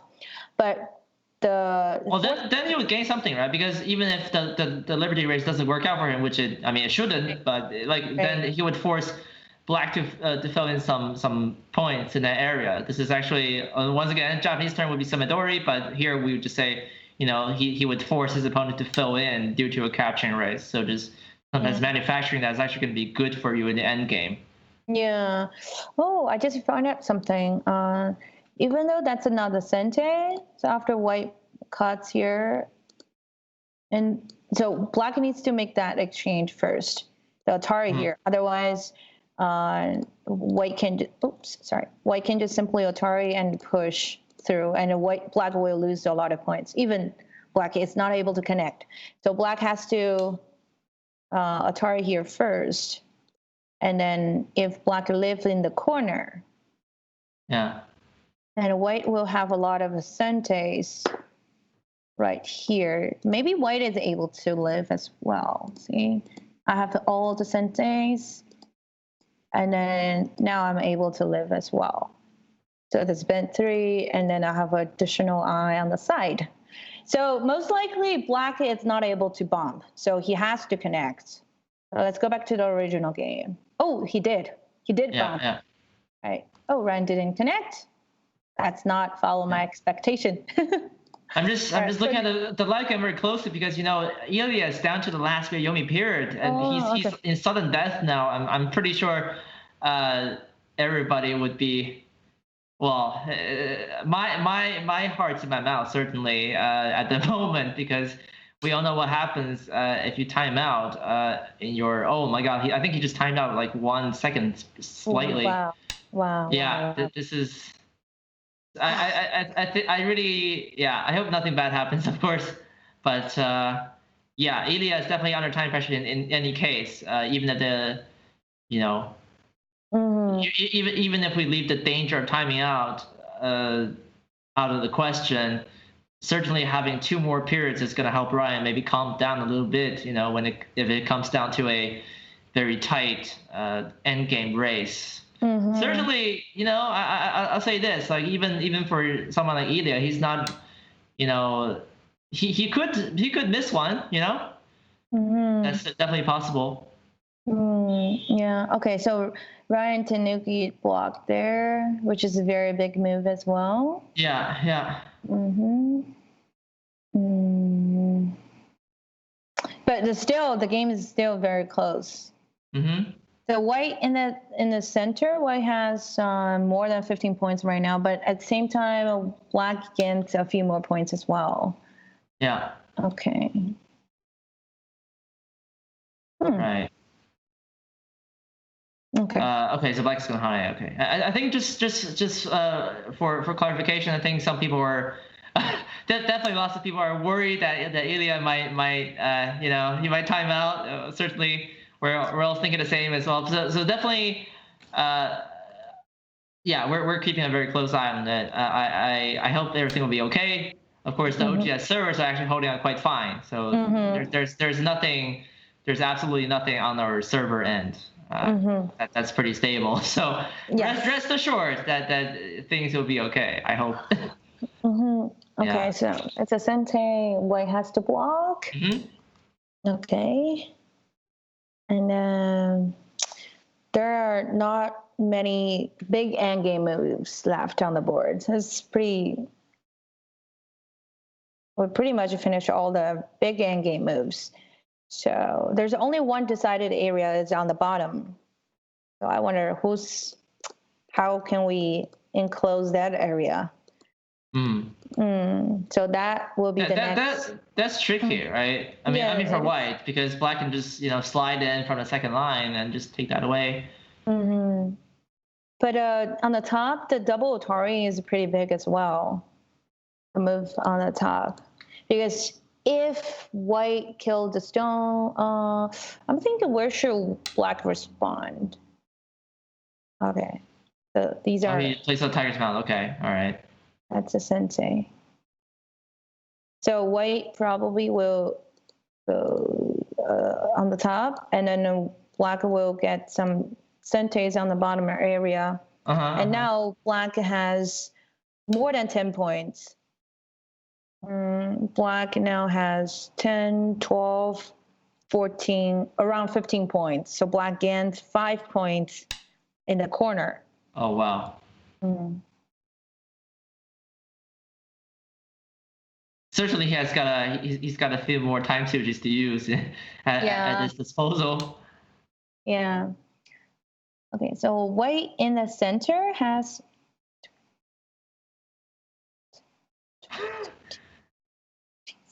I can actually hear myself breathing now. 18, 19, 20. The white has around 20 in the center. So that's... Which is actually more than we thought, right? Because, I mean, if black had played the Novi or just the extension move at D6, then certainly we wouldn't have this many points. Mm-hmm. But actually white gained a little bit more. So, it's hard to say. Yeah.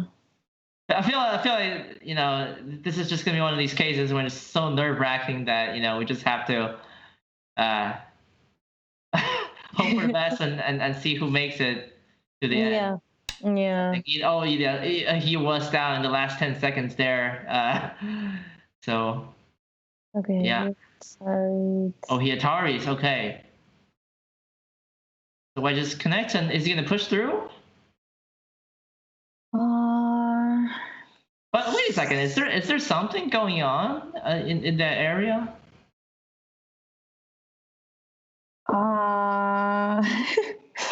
I'm thinking maybe there's a trade. Okay, so. Oh my God! No, I cannot take it. If white connects here and the black has Kasumi right here to kill the 3 stones, there's no connecting move for white. White cannot connect anymore. White cannot connect. Yeah, so the 3 stones are already dead. And what white can do is white can push through. Yeah, is there something in there? Yeah, so that will be... But actually black can just block, no? White, no, black cannot, because there's a connecting die. There are 2 cutting points right here. Oh, but black can just Atari, because the Liberty at 010 is empty, huh?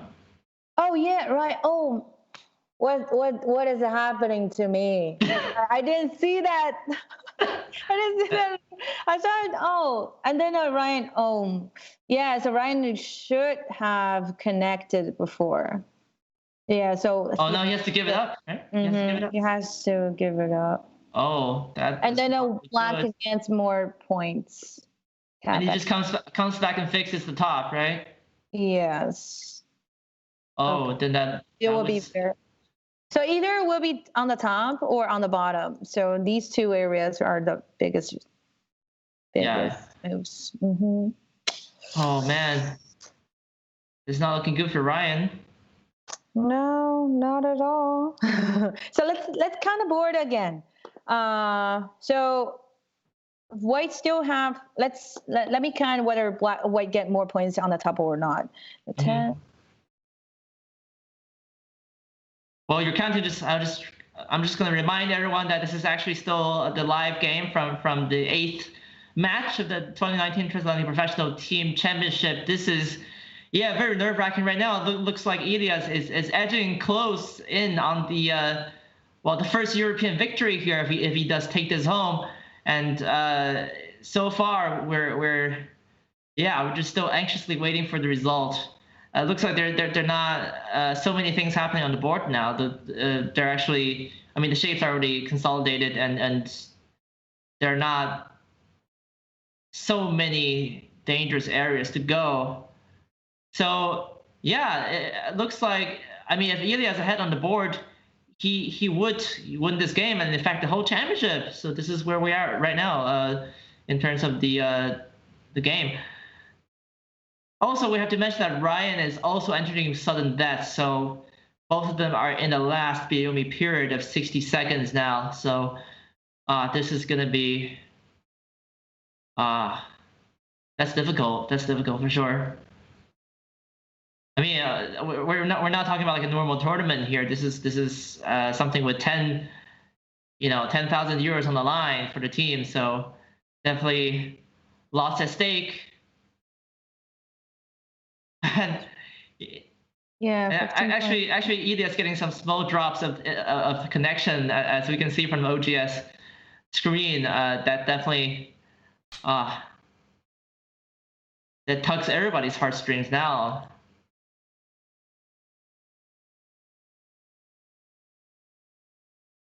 Oh wow, this is okay. They Atari. Okay.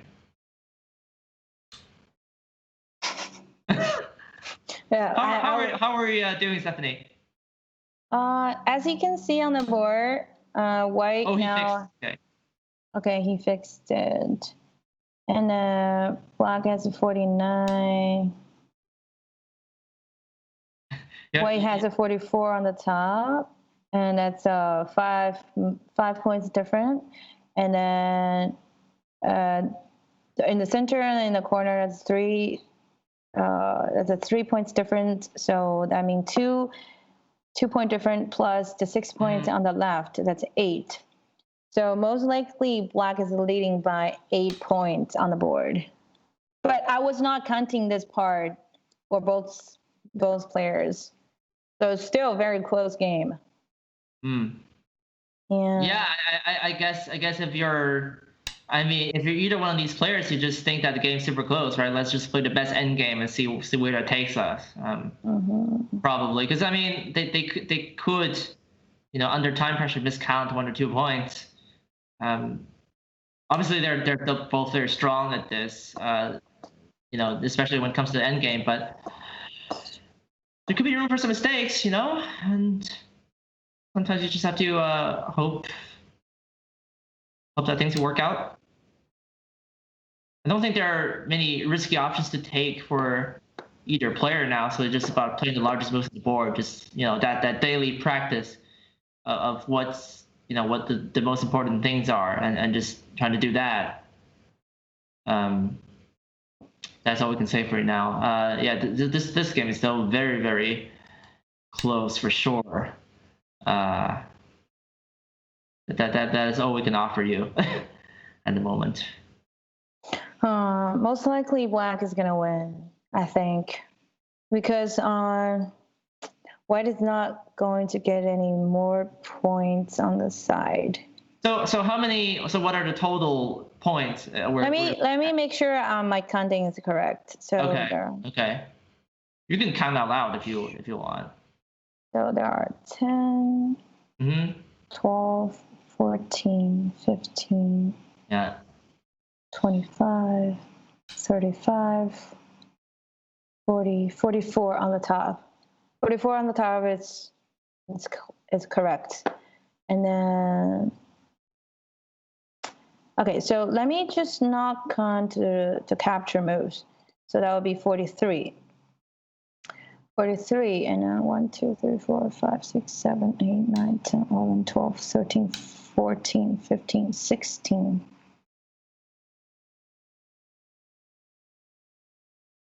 16. So we're counting for who now? For black, right? So that's a 17.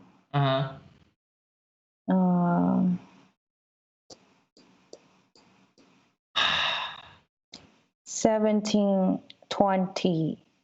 Okay. 20 times 43. You mean plus 43 is 63 for which player? 63 plus 4 captured stones. Well, actually, they're all even now, so it's like the same number of captures. Oh, yeah. Okay, so that's white. That's for white. 60. Is it 63? Well, plus Comey, it would be 69.5, right? Oh, yeah, 69.5. Yeah. Just write it down if you want. And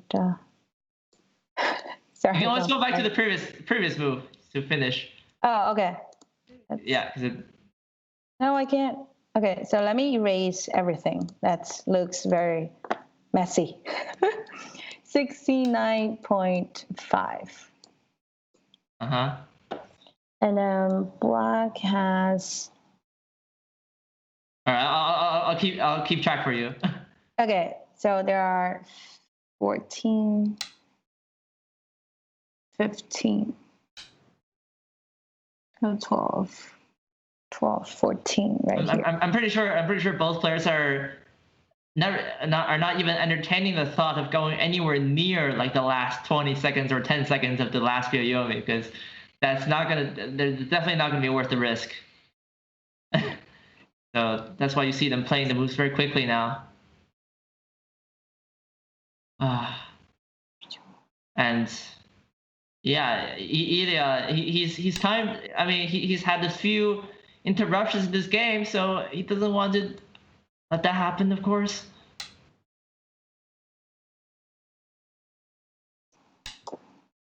they're just playing at the most. Okay, so essential that's positions of a few seconds. so that's what black has on the board. So 20 on the left side, 20 plus 49. That's a 69 plus 4, 73. Right? Oh, wait a second, 73. But you said white has 69 and a half. Okay, but that's with Comey.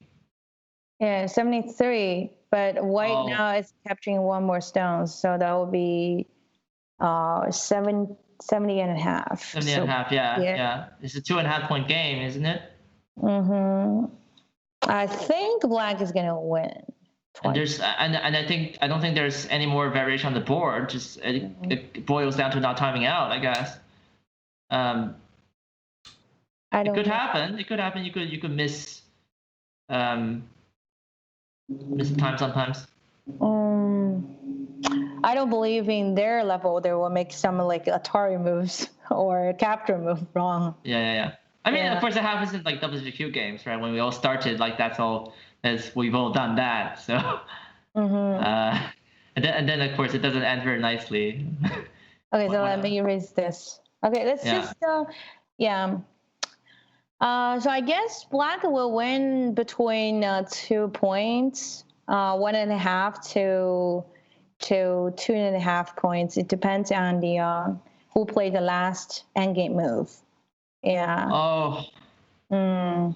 Oh, but white connect on the left side. There's still some small change. Yeah. I guess we just have to see what happens in the end, right? I mean, of course, if Ilya does win this game, he would just win the whole championship on behalf of Team Europe because the final scoreline will be 5-3. And of course, if he does win this match, which according to the counting he would, but of course we never know. And if we do have him here, of course we'll ask him to give a winner's speech, see what he thinks of the whole tournament. I think I think he said something along the lines of I hope that my teammates would just take care of the whole thing for me. But of course it's a very special occasion to be a part of this. I certainly hope that if I was strong enough, or one of the I was one of the Asian one of the European or American pros, I would certainly be up for this. Definitely. So really, I really hope it's going to happen next year, no matter what the result comes out. No matter how it comes out tonight.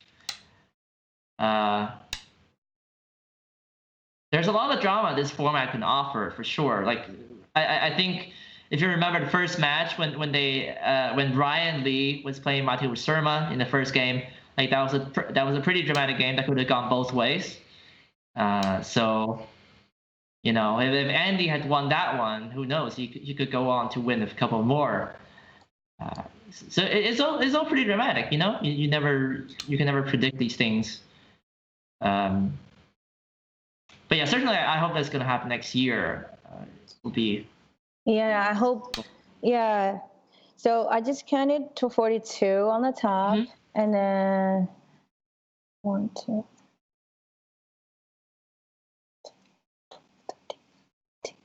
15, 16, 17, 18. Okay, so white has 60 points on the board. Okay, so plus well, he has 4 more captures now. Yeah, 69 points without Comey. And then black. Okay, 69 without Comey, really? Without Comey, yeah, 60 points on the board plus 9 stone captured. Oh, yeah, of course. And then black has 20, 60, 69 plus 4, 73, 78. Then 69 versus 78. He wins by 2.5 points. Yeah. I don't think this is going to change if both players play a normal game. Because 2.5 points or 1.5 points. Because now they're fighting for the co. Yeah. If my counting is correct. I hope it's correct. Oh, Did I count the 2 points on the left? Let me cut it again. 1, 2, 3, 4, 5, 6, 7, 8, 9, 10, 11, 12, 13, 14, 15, 16, 17, 18. Yes, that's 18. Mm-hmm. Okay. 18 for 20, 50. Yeah. 7, 20. Just make sure the counting is correct, so the entire 69. legion of European fans won't be mad at you. I will be careful. Don't worry. Yeah. So black has 78 points. So it looks like we're going to a 2.5 point win. Yeah, and black. now white has there's 70 no variation points. anymore. 70 points because he captured one more stone. Yeah. 8 points, Wow. like 1.5 points. So black wins by 1.5 points. Well, it depends on the code. Yeah. Black could definitely win this game. I guess we're just going to wait and see the result. In the meantime, of course, we can answer a few questions from Twitch chat. I think a couple of people are wondering about the professional system there. So just to be clear, in Europe, there's actually a promotional system, so you can actually gain to like 2-dan professional and 3-dan professional based on number of points. So there's actually a system for that. If you win games in major tournaments, and if you do well internationally, you can actually make these points. And this is why Ilya is like 3-dan professional. In the AGA system, I don't think there is one yet, but certainly there's not so much difference between 3-dan professional, 1-dan professional here. I think.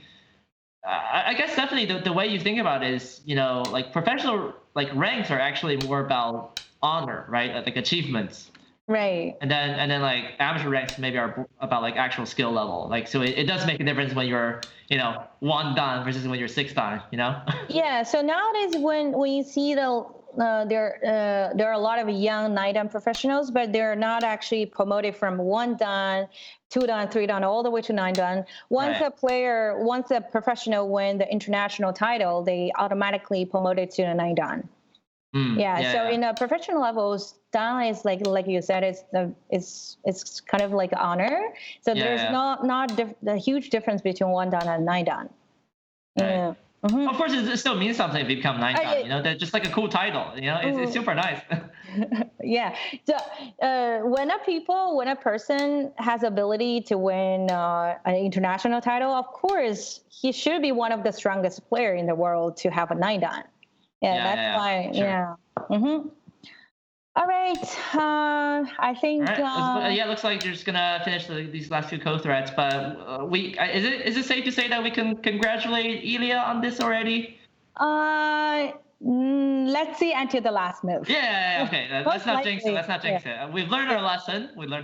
So okay. Safe. Yeah. Yes. All right. So let me erase all the. But I think regardless, we're gonna question Ryan about his start points, right? I still don't think White should have the trade between the 4 stones and the invasion on the bottom. Yeah, as you can see, losing the 4 stones is already 20 points. Yeah. And if we count all the territory on the bottom, it's kind of like 20 points. But it's very hard for black to get all the points on the bottom. Yeah. Okay? And so, but killing the 4 stones already help black get 20 points, and white still have to spend another move to invade on the bottom, which is. Oh, he gave it a go. Okay. Yeah. I mean, I agree with you that I think he invested a lot of stuff, on the bottom side, just trying to invade. But actually, he also he made a few sacrifices, right? Like first of all, the 4 points on the right, the 4 stones on the right side was pretty big, and then like black was able to fix the Aji in the bottom right corner as well. And of course, in the end, like black was able to make a lot of points from the reduction. So I think they're counting that. Yeah, so I think black should win 2.5 points. Yeah, we're gonna wait and see. Actually, according to this, it's 3.5 points. 3.5. Okay, so you're not far off. Yeah. Because White lost 1 more point on the bottom over here. All right. Well, we're just waiting for Ilya to confirm this to make it. Congratulations. Official. Mm-hmm. Yep. So there we have it, guys. That is the end of the 2019 Transatlantic Professional Go Team Championship. Ilya Shikshin, the 3-time professional from Russia, has defeated Brian Lee, the last man standing in the Team AGA. So he brings the whole victory to Team EGF. The final score is 5-3. In this game, he wins by 3.5 points. The tournament is finally over. And what a win by the 5-time European champion. We're going to get him on the line in just a moment. But yeah, what a game. You know, the drama here has been absolutely incredible. I think Stephanie definitely played a huge role, you know, in helping us understand what was going on. But yeah, there you have it. So European fans will be very happy tonight. I hope. We're just going to take a short break. And when we come back, we'll have Ilya with us, the winner of this tournament. So stay tuned. Okay.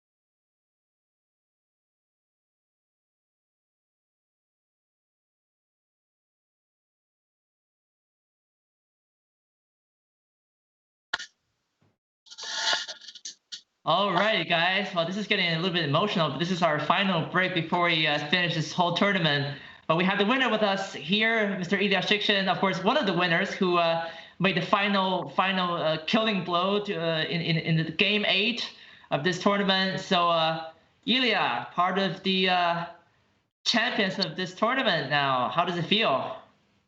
It feels fantastic. Really, I was very nervous before the game, and I felt like if I don't win, our team can lose.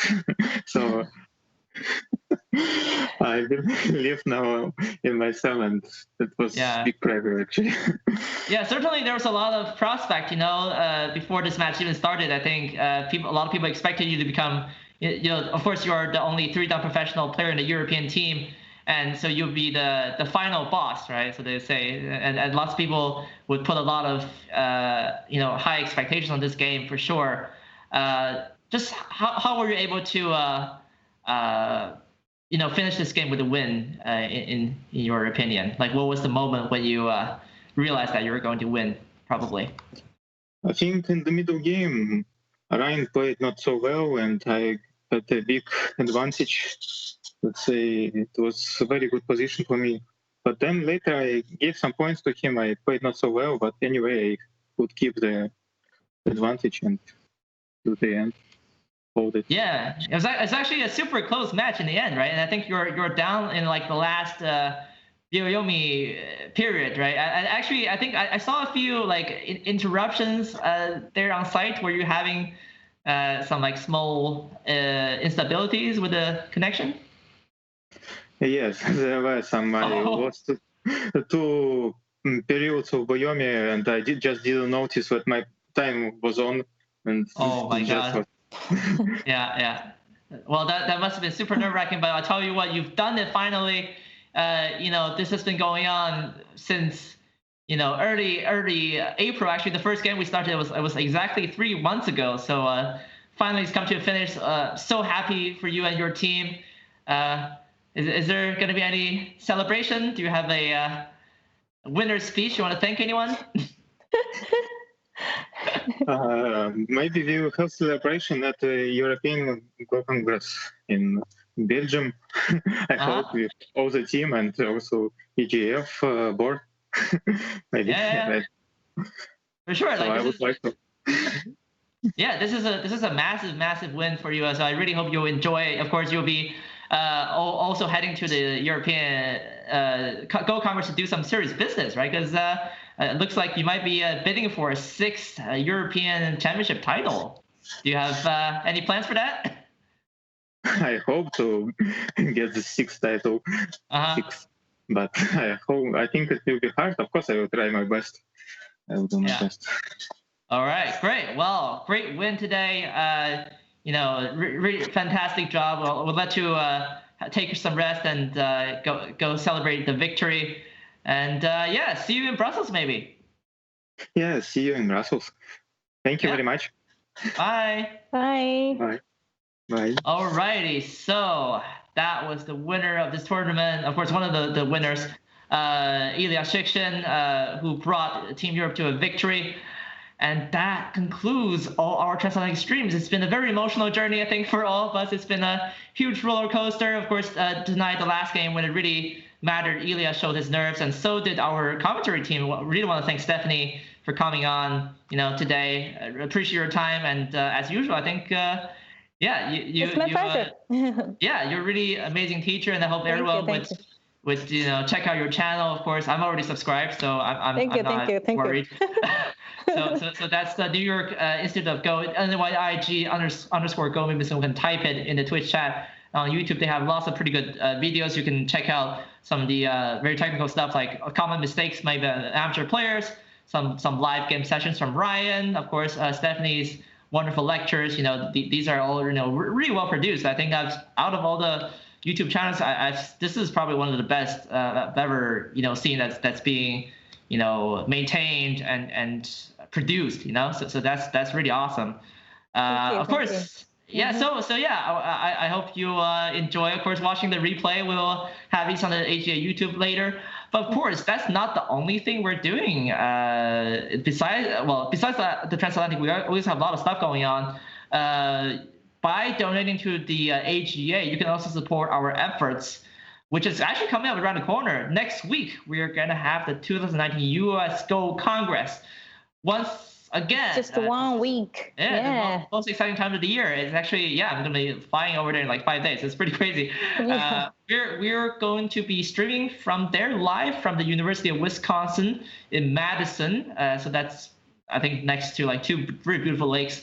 Can't wait to check that out. Of course, we're going to have some pretty top-level commentary for Penn AJ City League. The finals, of course, you'll see Ryan and Stephanie in action there for Team New York. Is that right? Yes. Yeah, we're in the final, so we will be playing on Saturday.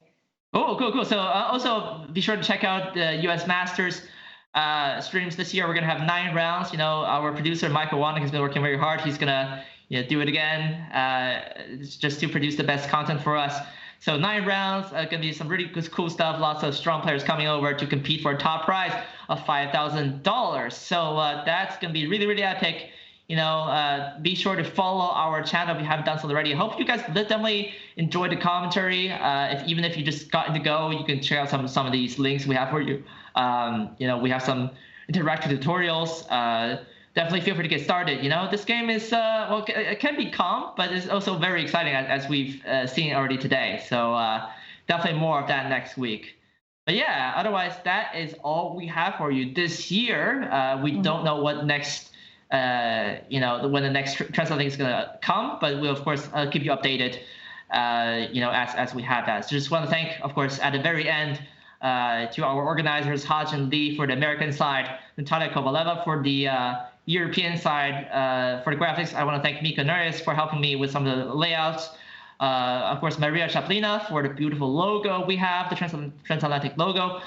And of course, at the very end, I just want to thank a few people, for a few organizations, Online Go Server, KGS for the first half, the AGA and EGF for really sponsoring this tournament. So we really try to make it this an annual thing.